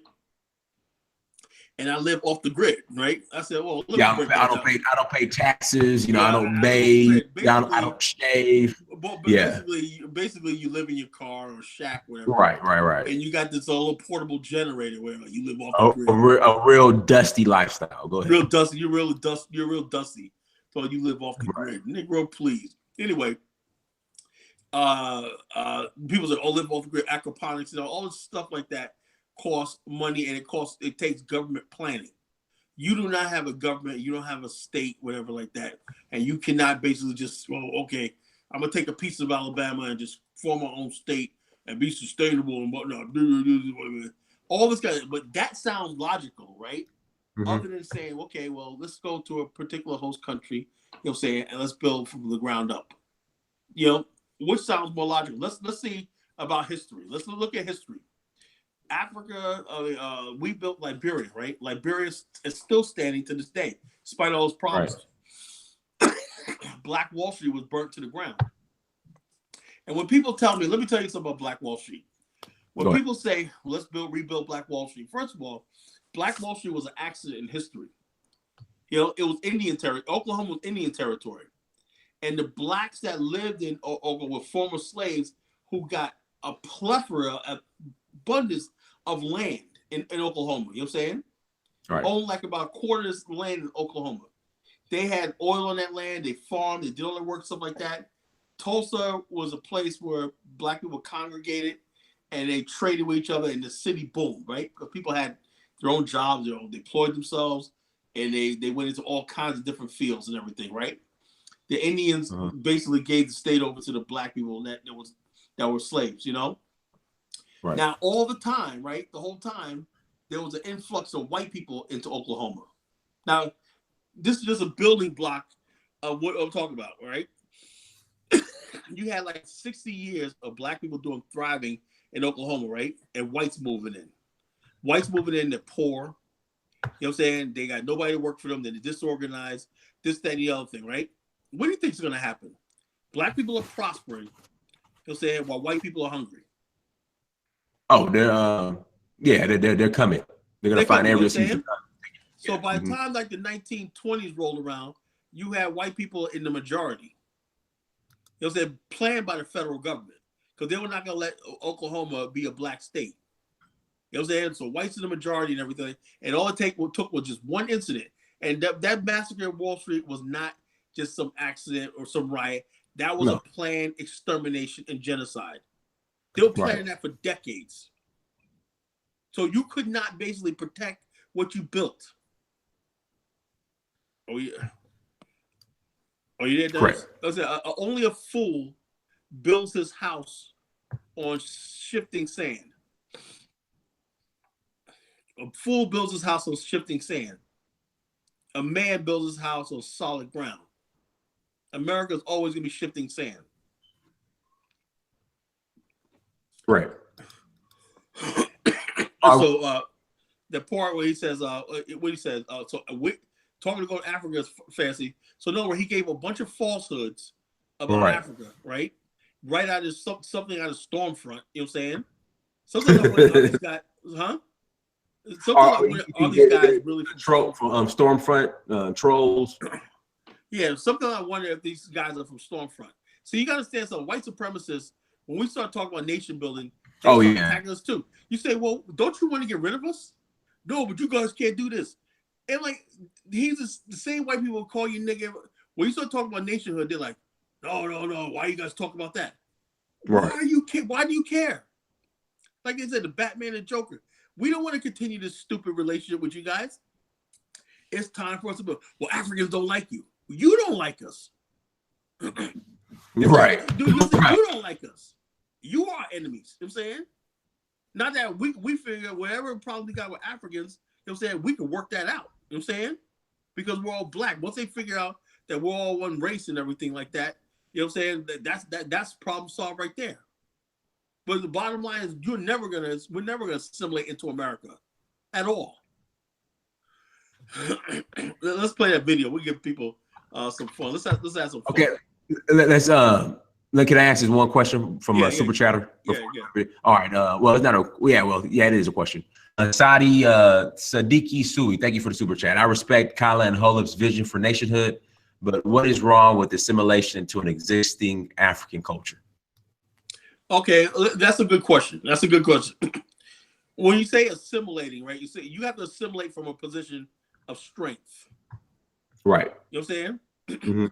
You can't just go to a country and say, let's assimilate. You know what I'm saying? We have 400. This is the problem.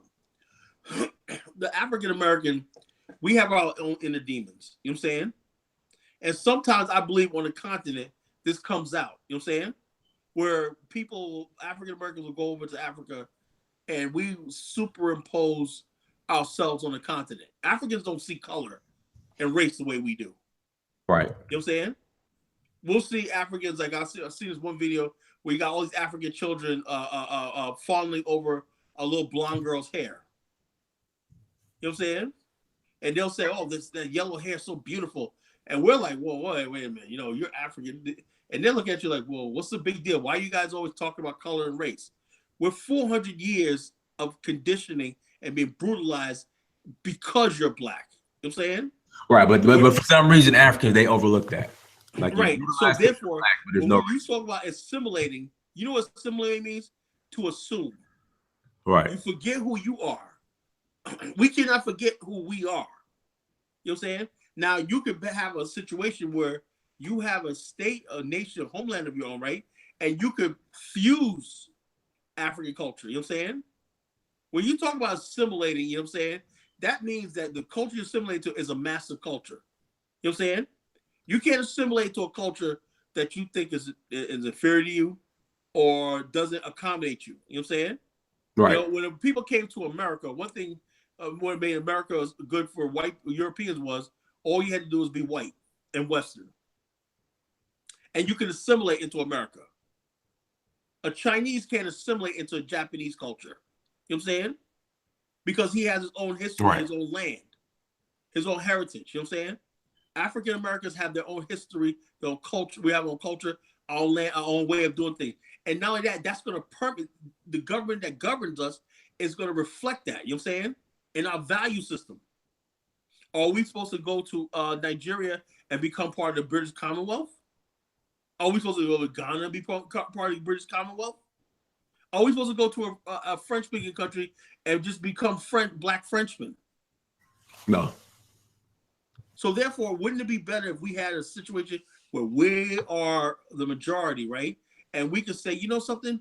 We like that about that culture right there. And we incorporate different things from different African cultures and assimilate it with our own. You know what I'm saying? From a position of strength, power, and dignity. You know what I'm saying? If there's something that's an African culture, like capoeira, capoeira is beautiful art, you know what I'm saying? Beautiful martial art. Hey, maybe we'll open capoeira schools. You know what I'm saying? African craftsman system. I talked about last on the show about the Dayula in West Africa. I would love to incorporate that into our culture. You know what I'm saying? The Nyamakala. You know what I'm saying? Where I come from. The craft group system. You know what I'm saying? Imagine if we basically built our industrial base based on those traditions and those lineages and passed down for thousands of years and everything. What if yeah, fine. But when you're in a position of power, you could do that. You know what I'm saying? Let me give you an example. You know who did that? Japan. Japan borrowed for thousands of years from different parts of Asia. There's a lot of Chinese heritage in Japan, but they made it uniquely their own. It suited their needs. You know? It's like everybody want African Americans to just, you just become. No, we don't. Look, our people are the only group of black people with our own almanac. We have an almanac of inventions, words, books, letters, and everything. We are a people. And we can't forget, we're not going to forget who the hell we are just to appease somebody else. You know what I'm saying? We are people for Dynasty, my brother right here. We're from What's up, bro? We're from a different culture. Holub is a brother. We're both African American slave descendants. You know what I'm saying? No. Hold on. I am an indigenous Hebrew Israelite Navajo Mo from Turtle Island. I'm from Turtle Island, Kala. Yeah. And the reverse slave trade happened in reverse. I am an indigenous Hebrew Israelite Navajo Mo from Turtle Island. You know, when people don't know who they are, right? I know who I am. It's simple for me. I hold the culture, African American culture here in America. That's who I am. That's my identity. And Kala, here's a new one. The Alamo in San Antonio means Allah Mo. Yeah, they'll make up any sort of stupid thing. Like, I can say the Alibaba culture. The Alibaba culture. You know, they put a turban on their head and whatnot, and they become Hindus, Hebrews, Moors, Asiatic, you know, all this kind of stupid stuff. I'm just a simple African American slave descendant in America. You know what I'm saying? That's my heritage right here. Is that now when we go to our new land, we'll assume a new identity of wherever that land is called. You know what I'm saying? Mm-hmm. We'll have a new identity. If somebody from Haiti, they're both slave descendants, they join us and whatnot, they become part of our culture too. And now how you assimilate? Through marriage.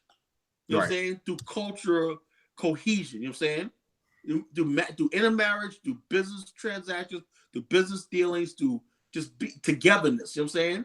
You know, that's how you assimilate. The assimilation is something that takes hundreds of years.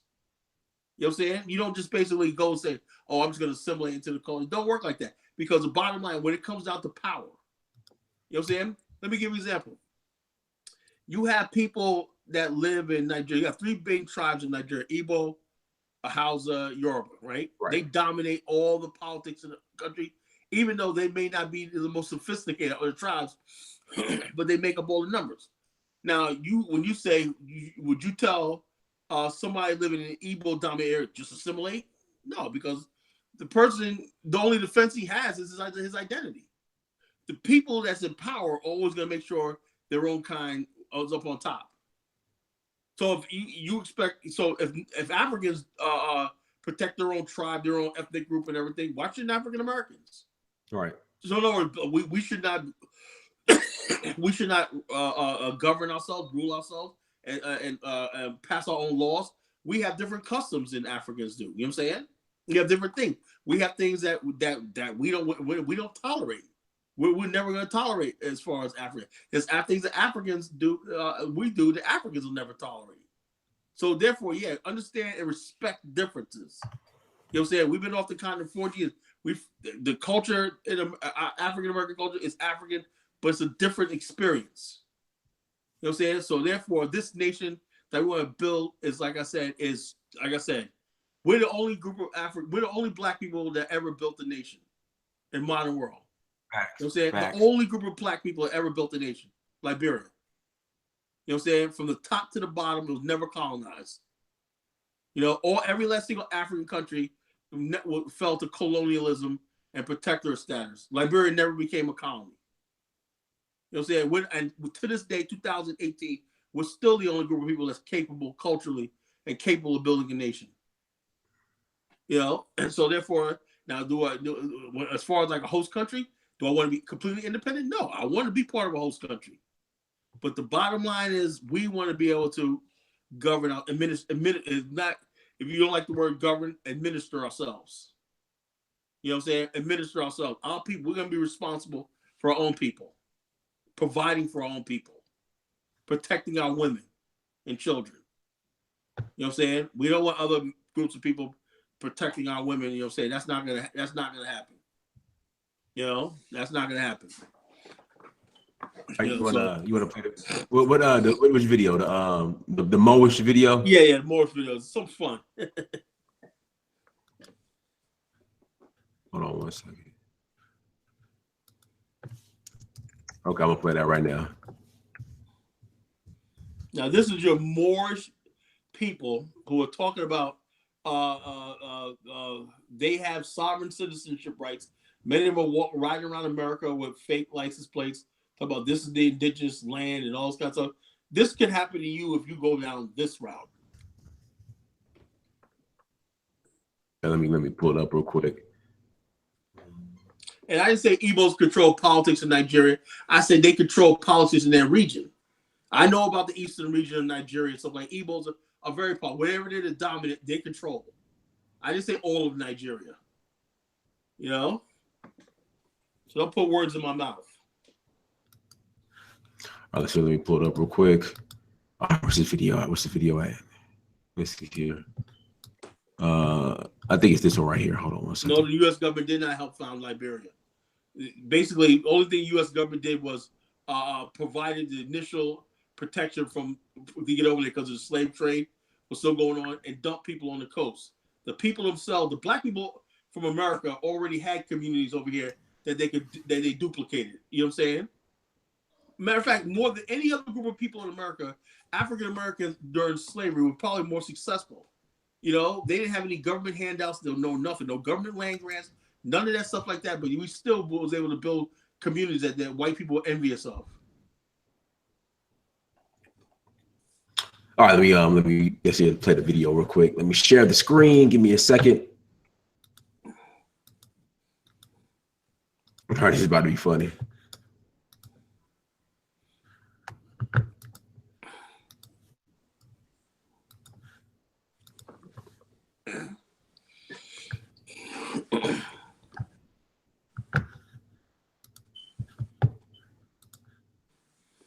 Not touch me. Grab me. Not touch me. Grab my stuff. Don't touch me. Don't touch me. Don't touch me. You're under arrest. I am not. Excuse me. I am not under arrest. I am not under arrest. This is no. Excuse me. No. Excuse me. Geronimo Bay. I came into a Geronimo Bay. Hold on. Let me stop this real quick, Kala. You know there are people saying that if Bill Cosby had the name L or Bay, that he would have been guilty. Oh, if Morgan Freeman had the Ella Bay, he would be sweating bullets right now, you know? Right.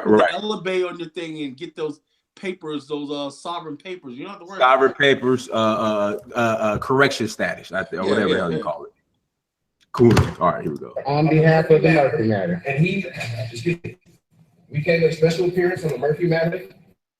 And it's attempting. Judge has abandoned ship. Excuse me, judge has abandoned ship. That we are here on special appropriate for something on the Murphy matter. And he has abandoned ship. He has proof that he is not Andre Murphy. Not touch him. He's not Andre. Did he call him Dre? Yeah, I need badge numbers and everything. I got it. Hey, Dre, Geronimo, don't resist. Geronimo, don't resist. He called him Dre. He's not resisting.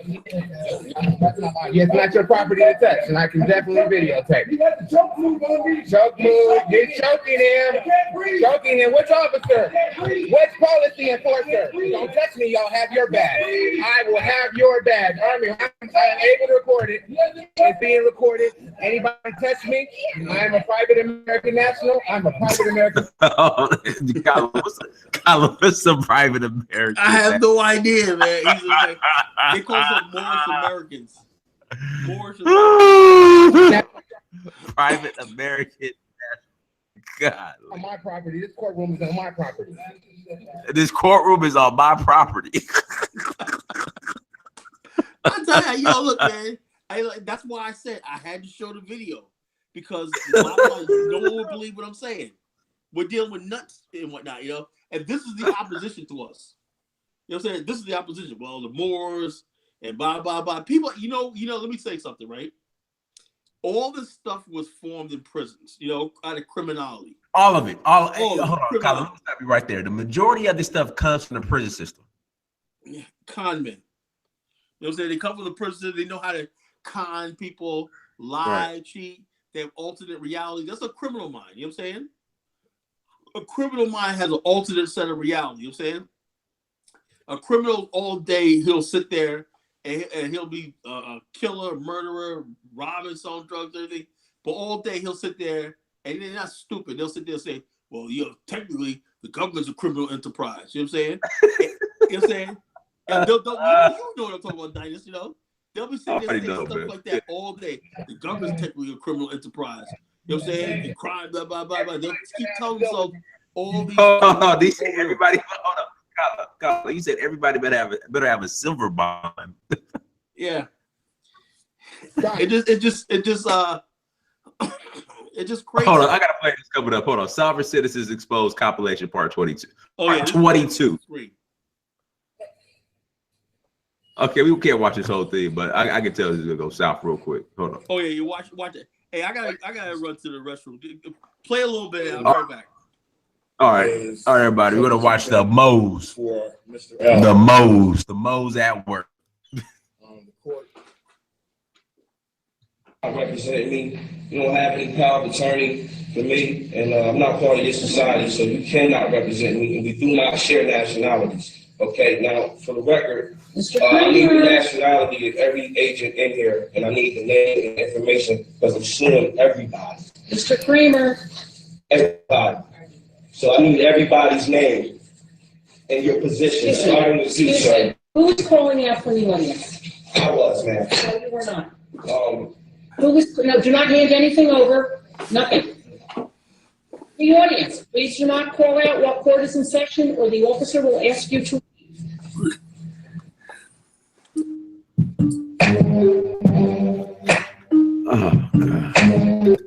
Now a date for you to be in the objection, man. I do not require the office of public or any attorney at law. You told me that. I think you tried to fire his lawyer. No, what I stated was, if he was representation on this case, he has not provided assistance. If he was representation for this case, the assistance is ineffective. Well, my understanding is that Judge Smith has required Mr. Kiesler to represent you. Objection. I will address this matter with Judge Smith. Judge Smith does not have jurisdiction and could not prove jurisdiction. Therefore, Judge Smith does not have the authority to make any decisions for me. And neither do you. And neither does Mr. Kiesler, neither does the Office of Public Defense. For the record. Now, as I stated, you just told me that you did not hear my question. My question was, I need the information for the people here who are attempting to force business on me. I want his name and position. I want her name and position. And I want his name and position. I want your nationality. Not to point at me, and I am now going to ask you not to point at anyone else in the courtroom. It is very impolite. No problem, man. You know my name. I don't know your name, man. Judge Laban. That is my name. Your nationality? You need to know my name. Yes, I do. You are attempting to force business upon me. I need to know your nationality. Jesus. For the record. And your status. For the record. And anybody else that's working with you. Your questions are unintelligible to me. They're unintelligible. Do you not understand what nationality means? I need to pull out the dictionary. Which dictionary are you comfortable with using, man? Oh, here goes the black law. Here goes the black law dictionary. Here it comes.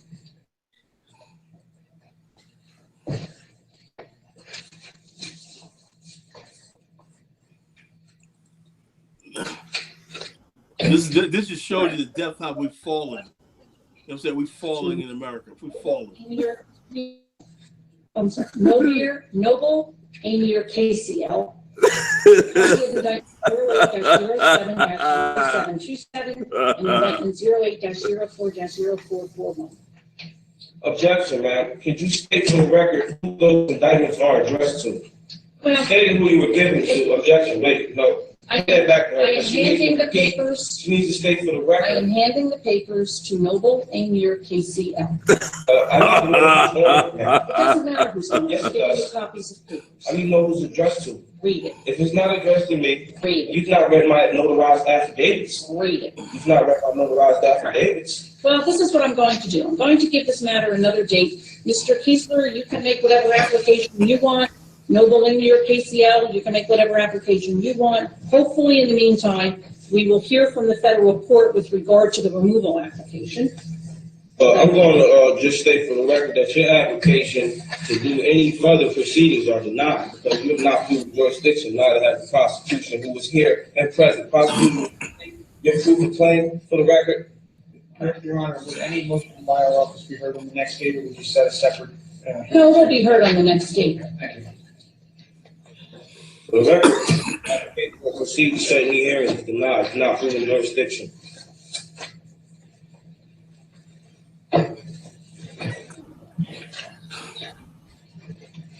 April 6th. Denied. This is the only notice that I will give Noble Emir KCL at the April 6th date. I don't know if anyone sends out, I don't know if Mr. Kiesler's office sends out letters reminding people, but I don't. We simply expect that you will be here on April 6th. And please, let me just say, if you want this court to rule with regard to jurisdiction, it is very simple to bring the issue before me. All you need to do is file the appropriate application. Look how many times he's rumbling through his paper. You can file all these other papers, and it's just never going to happen, sir. Objection, man. That's not my problem that you're not upholding the law, man. That's not my problem. That's your problem, man. Because regardless you people understand or not, you all fired yourselves. So there is no room to set another hearing because you failed to prove jurisdiction in every hearing that we've had. Judge Smith has failed to prove jurisdiction. You failed to prove jurisdiction. Prosecutor Luciano failed to prove jurisdiction. You people fired yourselves. I'm letting you know that right now. You violated. Oh, hold on. I hope it comes back to part 2.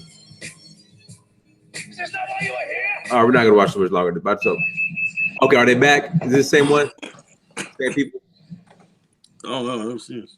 No, is it different? Oh no.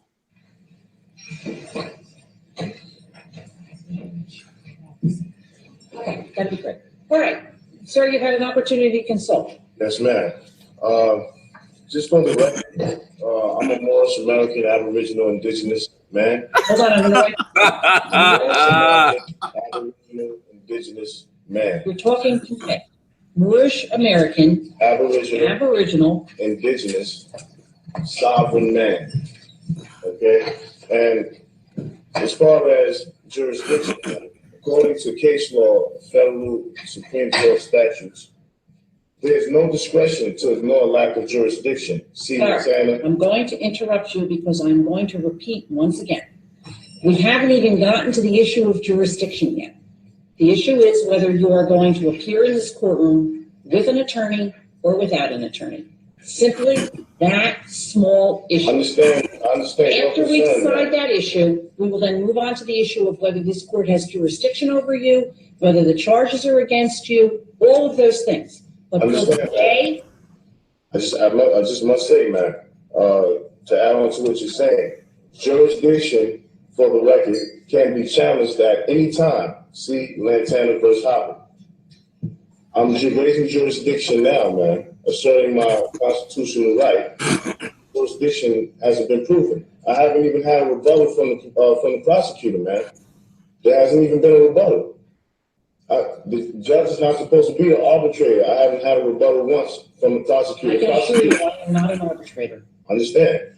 I've sent plenty of documentation asking for the returning of the documentation that the prosecutor office holds in regards to the fact of my identity and it proving that the state has no jurisdiction. And jurisdiction, again, can be at any time. See Lantana versus Hopper. The burden shifts to the courts to prove jurisdiction. 100 SCT 2502. There's no discretion to ignore a lack of jurisdiction. See Rosemont versus Lambert 46-9 F2D 416.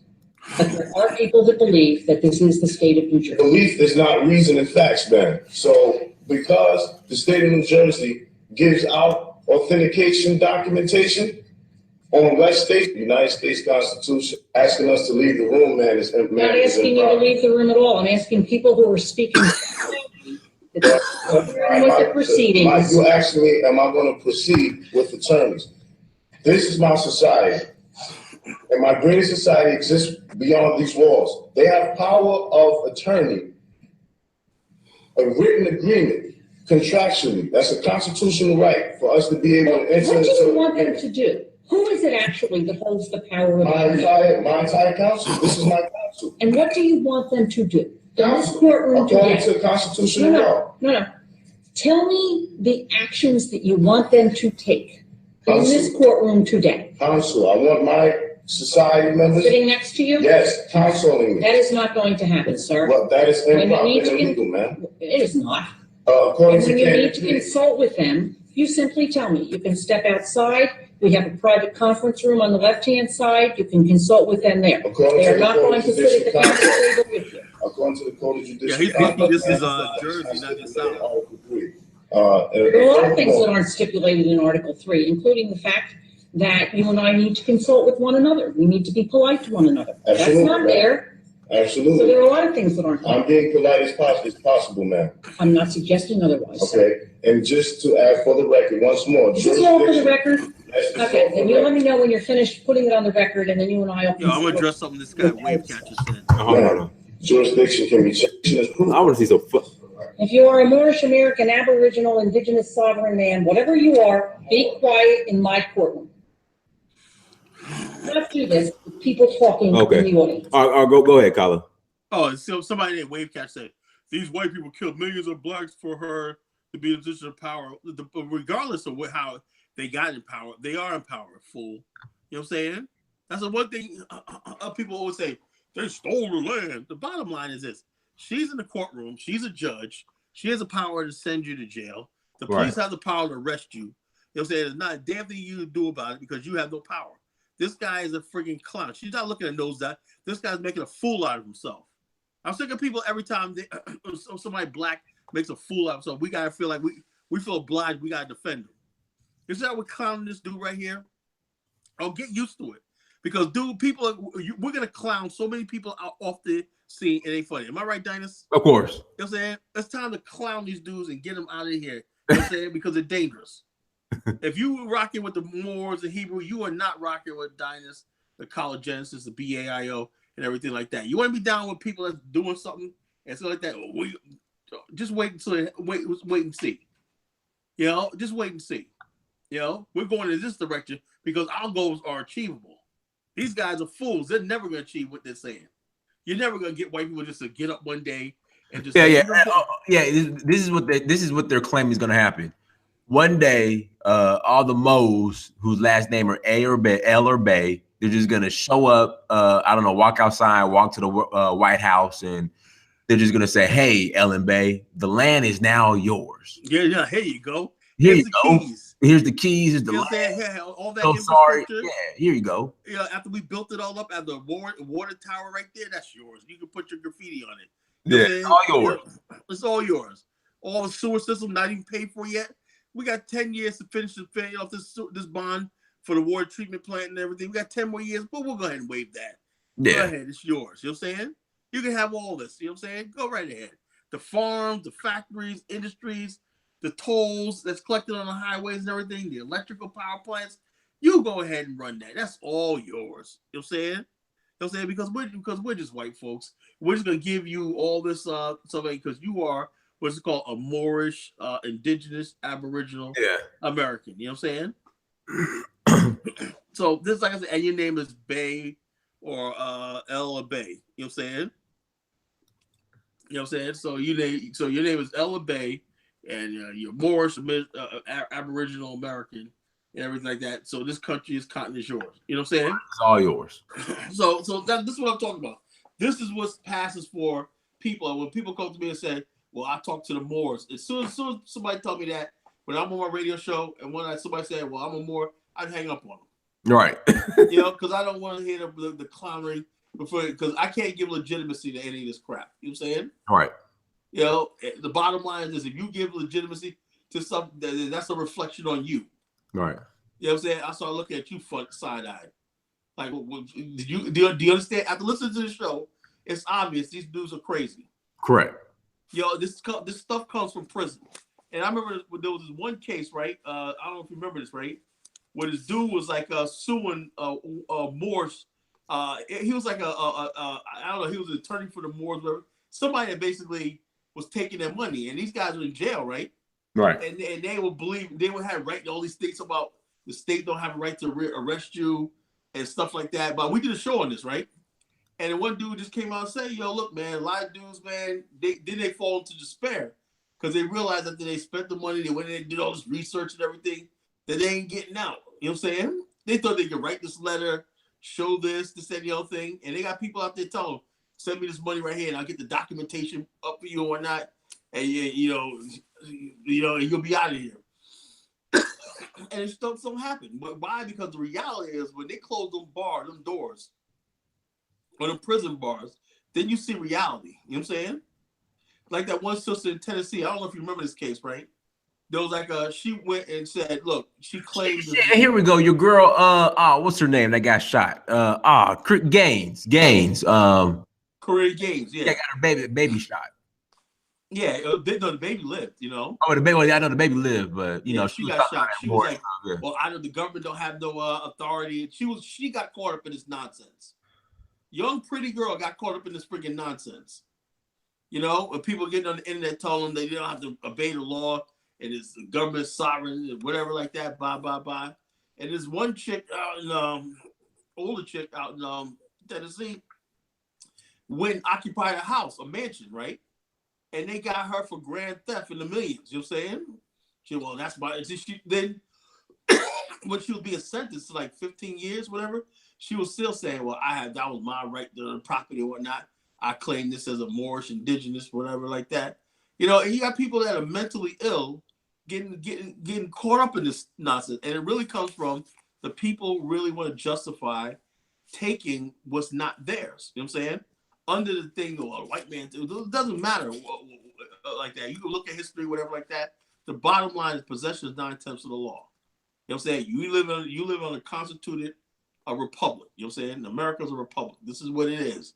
This is why I said I don't believe in we're gonna rise up in America and all this, we're gonna build a nation within a nation, all this kind of stupid foolishness, you know, even Nation of Islam, it is back with its final call. We want some land in America, or we want to build a black nation within inside of America. They still got that on their freaking final call. You know what I'm saying? Stupidity. And they wonder why nobody, and you got to have Minister Dawood on your show. He's going to break it down why the Nation of Islam didn't do as well as it is. Because he was down there in it doing a Million Man March. He'll tell you all the ups and downs and everything like that better than we can. You know what I'm saying? Right. And he confirmed a lot of stuff that I really believe about the Nation of Islam when I used to hang out with them and stuff like that, you know? And so the bottom line is this, all these people here, the Moorish Nation, the New Black Panther Party, the thing like that, I'm just calling them all out. None of these people have a plan. They do nothing. They know they don't have a plan. The only thing they could do is wait for the next police shooting and get out there and just start, we're going to rise up and all this kind of, and then when they talk about rising up, right, they use that as a time to attack people who've been clowning them, you know what I'm saying? You know, and the last time at Ferguson, I was like, yo, I told you niggas, y'all clowns, I must keep calling you clowns. Well, you ain't part of the revolution. I always thought you, look, I said, I knew 5 months from now, y'all it's all gonna disappear. And people are like, damn, man, I thought we had a revolution in Ferguson. I said, look, these Negroes got no plan other than getting on TV, you know, making a friggin' cracking a coon smile, you know what I'm saying? Getting up on TV, making some obscenities and making a name for themselves and all kind of getting a name in the New York Times or whatever. That's all it's about. You know, there's a freaking attention horse. You know, so the bottom line is this. The only thing that will work is black people have to look and say, look, support an organization like the BAIO. It's long-term. It's not instant gratification. It ain't sexy. Nation building is not fun. It's not sexy and everything. But I tell you one thing. If you put 10 years into this or not, imagine what we'll be 10 years from now. You know what I'm saying? Imagine what we'll be doing 10 years from now if we all had concentrated on basically achieving one objective, having a homeland of our own that we all can identify with. Right. You know, that we all could basically look at that map, go to go to the Interactive website, see what's going on in the country, and participate in the politics. Watch high-level officials that we have our own high-level officials do business deals and do trade deals on a global scene. We would basically put all our political capital on a global scale into that one country. Right now, all our political capital is wasted on the Democratic Party, which give us absolutely nothing. Nothing. You know? Somebody, Kwame Ture, says the all black people revolutionary. I've been a part of these all black people revolutionary. And so I don't know what the plan is, but if you could please tell us a plan. I've heard 1,000 different plans that ain't going anywhere. The only group of people that have a plan is the Black African Infrastructure Organization. You know, that's why I'm a part of it. If any of these other groups that were here for years had a plan, and that I've been a part of or had a plan, I would be part of it. But the Black African Infrastructure Plans Organization, only when they got a realistic plan. Not that the vague and abstract, but something that's real and concrete and attainable. You know? You know, so that's it. Wow, we've been on 2.5 hours. God dang this, I didn't mean to keep you up this late. Man, I know, right? I know, right? So with that being said, you know, everybody, thank you so much for joining us. Really appreciate it. Make sure you guys get the likes up. It's always a pleasure for having. Someone asked how we could join the BAIO. Oh yeah, shout out to the BAIO. Let me put the link in the description or in the chat room. Duke of York says I sound delusional. No, I think I'm sane and rational. I think I'm sane and rational. I'm not saying everybody get on a boat and fly, go to Africa. I'm saying invest in a host African country, same way the Koreans invest in Korea, the same way the Chinese have a global network of Chinese and business and everything like that, from coast to coast, sea to sea. The Chinese are a global network. You know what I'm saying? Why can't African Americans be a global network? You can't be a global network if you're in captivity. Do you understand? We're in captivity in America. We got chains on our neck. We can't even friggin' protest a friggin' at a football game. He can't park illegally at 2:30 at a Walgreens without getting tased. Goodness gracious! And did you see the video, Colin? Yeah, I watched it. I can't watch those videos no more. Oh my goodness, dude! So I mean, I've done this shit before too. Like, that's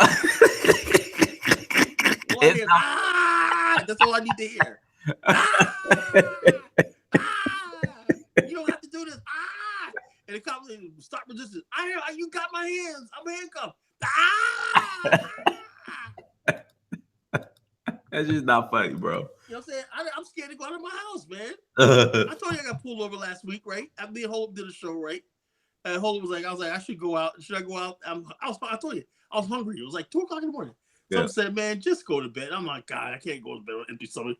So I decided to go out and get me a sandwich, man. Minding my business, right? Yeah.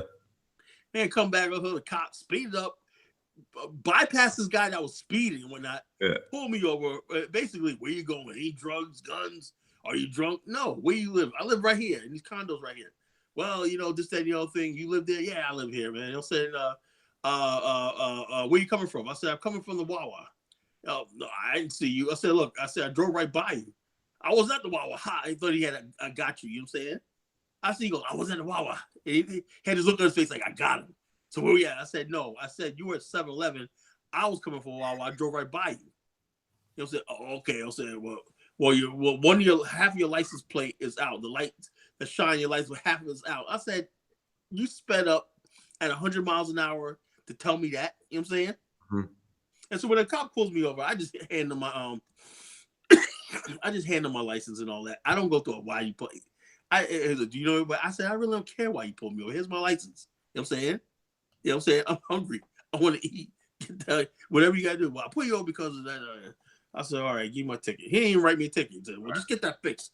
You know, and just that thing. Blah, blah, blah, Basically, a black man out 2:00 in the morning. I must be up to something. You know what I'm saying? I must be up to something.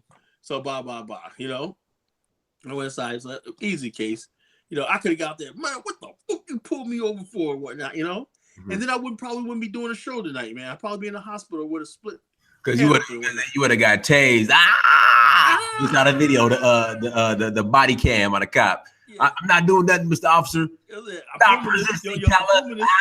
I'm filming this.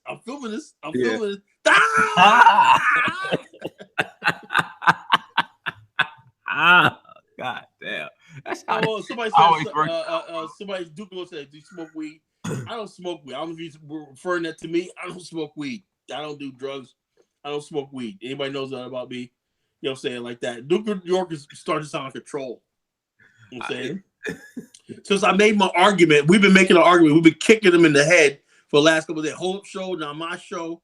There's nobody that can refute. I would love for somebody to be a guest on Diane's show and try to refute everything me and Holub said and try to debate us. We're massive destroying people. Right. You know what I'm saying? That come against us and try to debate us.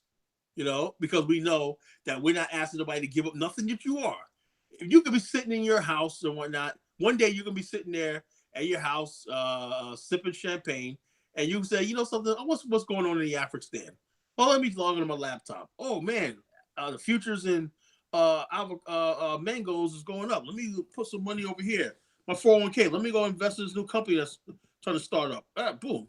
You made your contributions to the new state without even leaving your house. You know, we're talking about a highly developed, high-tech nation that we're gonna build, like Rwanda's building right now. You know, get out of this idea that, this, that, the other thing. No, we don't want your black ass. We want your support. You know what I'm saying? Send us your children. We want your children, the future generations to come over. You know what I'm saying? A lot of you dusty Negroes, please stay in the United States. You know what I'm saying? We want your kids. We want the young people with young ideas to come over. You know what I'm saying? That's another thing about assimilating. I don't want to freaking put. Our kids are going to absorb the best of Africa and keep the best of our culture. You know what I'm saying? The two together, a Western and an African culture together, fused together to build a new civilization. Someone else said we should found a BAO. That's coming, brother. We just need real people to organize it. Son of Nook said found a BAO business shareholder. All that stuff like that is in the plans, the works, and everything. But we just have to get some real business people serious about the BAIO. Everybody's out there trying to make money. So I'm trying to wonder, do we really have business leaders in America? Because the bottom line is expanding in Africa is a frontier that's infinite. Like we say, infinity. People don't understand this term infinite. Let me tell you something. The real term of infinity means infinite. That means endless possibility. You know what I'm saying? We don't have a sense of infinity in America. Everything in America is finite. Everybody's going to Atlanta. Well, how many cities we go to? Atlanta, New York, Charlotte. You know what I'm saying? Like 10 cities on our hand. Finite. And we make sure we go. There's black people there. Okay. We try to get some jobs. Finite. When you talk about building Africa and everything and bringing the world to you, that's infinite. It's infinity. That means it goes on forever. Nation building infinity. Just like when the European settlers came here and they decided they want to go from sea to shining sea. That opened up the manifest destiny of infinity, and beyond. America expanded into the Pacific, took the Philippines over, you know what I'm saying? Right. And Hawaii. That's what it means to be infinity. The black man, you're finite can't beat the borders of America. You know what I'm saying? Right. The borders of America can't be your finite. We have to be infinite, you know what I'm saying? And how you be infinite basically is have that launching point. That nation state on the African continent is going to be a launching point into the continent and beyond. You know what I'm saying? We're going to break the chains of captivity and ignorance in our people, So yeah, somebody said, Cleve said, Colin speaking truth to power. You know what I'm saying? He said, what books are you reading? I've read thousands of books in my life. I'm not just somebody that just, I'm an author too. Show my book, right here, man. Yeah, I'm an author too. I'm an author too. Several books. And the bottom line is I read thousands of books in my life. My brain is not just somebody that's just talking. You know what I'm saying? I've read. I'm a well-read, well-educated person. The Journey to the Promised Land. Journey to the Promised Land. Voyage of the Bark Azor. Which we call it. It's about the Exodus of 1878, the successful Exodus of 1878 from Charleston, South Carolina to Liberia. And via the Azor, the ship. They purchased their own ship, and they settled in Liberia. But the profound impact of the book was it impacted the whole question of the future of black people, because the success of the Azor led to the nationalist movement that we have to this day. It led to the Marcus Garvey movement. You know what I'm saying? 40 years later. The idea that America, that we could build our own nation and have our own destiny in our hands. This is what they want to bury from us.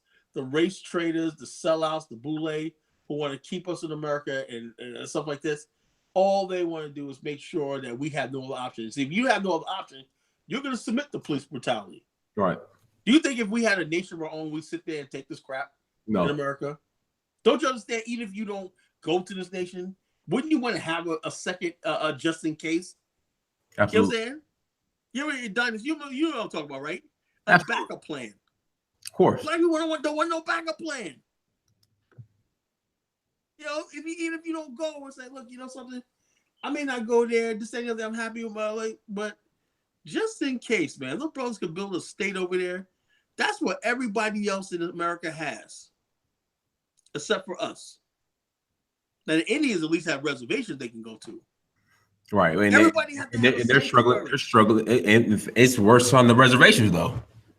Yeah, but at least they got that though. They got casinos. But you know what it is with the Indian culture? The Indian culture, they're not a hardworking, you know what I'm saying, people. They just like to grow maize and knit. They're not strong people like we are. You know what I'm saying?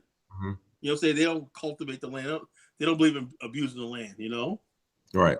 So okay. Well, let me let Dinus go. But join us at the BAIO. I think Dinus put the link up. Yeah, I put a link in the chat room. I'll put it back in again. Okay, a link VAO. Go to my blog, my website at collarnation.blogspot.com. You get me on Collar on Facebook, Collar Jensen on Facebook, and Twitter. You know what I'm saying? You keep up to date with us. See us on the BL Ning site, and search for Huru. I try to do 2 shows a week. Yeah, absolutely. 2 shows a week, and we keep. Hey, what you doing? Are you working Monday? Well, it's Memorial's Day. And I think I might have some family around, Okay. Well, let me know. My family's still in town, so I might be busy on Monday, but definitely on Wednesday night, Yeah, of course, Wednesday night. Okay, we'll do it. Wednesday night we're gonna rock. I don't know what the topic's gonna be, but we'll figure it out. Rock. We're gonna rock. Wednesday. I think we need to just speak on how how black celebrities we can't stand. How black celebrities ain't shit. I mean, we're gonna talk about black celebrities. I want to dig at them for a while now. Yeah, we got to dig on them. We'll get on them on Wednesday. On Wednesday, we'll talk about black celebrities. Clowning, Satan. We'll talk about Jay-Z's satanic worship and all this kind of nonsense and everything. Right? The cooking the spirits and all this kind of freaking foolishness. The LGBTQ, whatever they call themselves. Right. Child pedophile, Pizzagate, mm-hmm. all this kind of nonsense. And they're sick people. Right. Sick culture, and that's what people are using to try to say, no, we shouldn't build a nation. No, we have a nation. Bottom line, that nation is going to be, what your faith is, we're going to be a good people. You know what I'm saying? America's turning evil. You know what I'm saying? A culture is evil. So evil culture, everything like that. We're going to do good for the world. You know what I'm saying? We're not just building a nation. We're going to have a testament to the world. You know what I'm saying? We're going to have a testament. It ain't over, just pick yourself up. All right, brothers. All right, brother. See y'all later. I appreciate it, man. Everybody, thank you so much for joining us. Make sure you go to search for Huru on Instagram, Snapchat, Twitter, and Facebook. Also go to Africa Personified on those same platforms. Also go to africapersonified.africa, search for huru.com. Go to amazon.com. Let me address something. Go ahead. And also, too, before you go. Some coward in the chat room said, Collar mostly white supremacist history books. So that's a freaking coward. He waits to the end of the show. White supremacist history book. First of all, he can't even define what white supremacist book that I read. Right. I read every book there is from Dr. Clark to Garvey. I read them all. And I read he's staring at your library right now. Yeah, he's staring at my library. Yeah. These people, because he's stupid.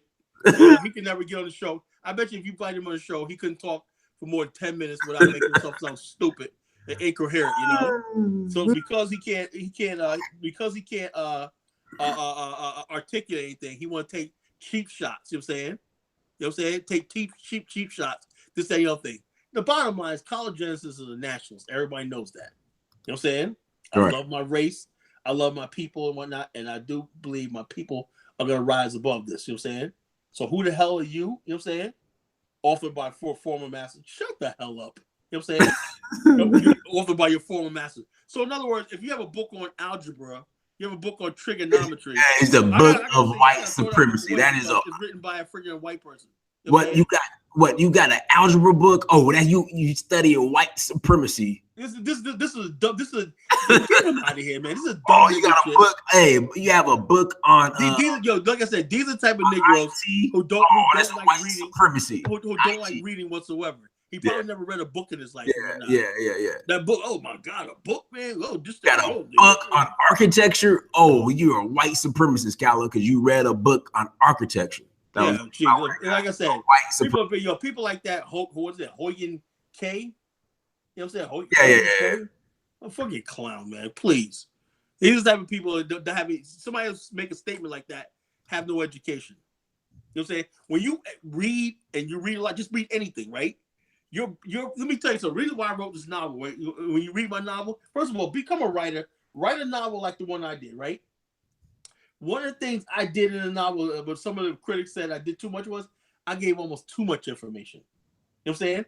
Because get this, when you write a novel, you read stuff like that, when you pick up a book, no matter who wrote that book, what you want to do is you see the author is going to give you information that you'll never find someplace else. You ever pick up a book and through the character, they'll say, well, his father fought in this right here. Some war, where some place you never heard of, right? Right. And then you got to put the novel down and go research that place, right? You just educate yourself. You know what I'm saying? That's the whole mark of reading good books, have a well-rounded education. You know what I'm saying? That you can basically take things and frame them in a different historical thing. The reason why Black people are ignorant and they don't even understand basic timelines of history, you know what I'm saying? They don't know basic timelines of history. We all know that the Edict of Worms and the things happen in different history, the Protestant Reformation, all these things like that, the Spanish Inquisition, all these things. Everybody have a basic understanding of history. We have this happened on this date and everything. It's there. Then you'll have somebody come and says, prove that that we weren't here like 1,500 years ago. Well, Negro. Well, this is what was happening. No. That's the white man's book. You know what I'm saying? Blah, blah, blah. Well, it's historically documented. You know what I'm saying? This, that, and the other thing. You know, history. What's up, Hope? It's historically documented. Agreed and everything that at this date right here, this happened because of this war happened because of this war happened. Everything. This leads us all the way up to today. No. These people erased the whole history. You know what I'm saying? Put Black people in America, put Black people in China, put Black people all over the world, but they won't even say that Black people even came from Africa. You know what I'm saying? Right. They'll skip over Africa. What do you know about Turtle Island? Island. Some stupid nonsense and everything, some coon nonsense and everything, and that's what you have. You know what I'm saying? That's exactly what you have. You have people that are Black people that are ignorant, the white books and whatnot. A book is a friggin' book. You know what I'm saying? A book is a book. Pick up the book and read it. You know what I'm saying? I don't care what you read. Pick up a book and read it. That'll open your mind up to explore, to want to read Marcus Garvey, to want to read Kwame Nkrumah, to want to read Dr. E.B. Du Bois, or whoever like that you want to read and everything. You got to read all books and everything like that so you have a well-rounded perspective of what you're talking about. So when you're in front of people, you don't sound like a freaking idiot. You have a balance. You know what I'm saying? When you listen to the show, you get balance. Somebody who knows history, both sides of the argument, and came to a conclusion. You know? All right, brother. With that being said, till next time, everybody. You are a freaking clown, man. Stay off our platforms, fucking clown. All right, till next time, everybody. All right, brothers. Peace. All right, peace. Good night. Peace.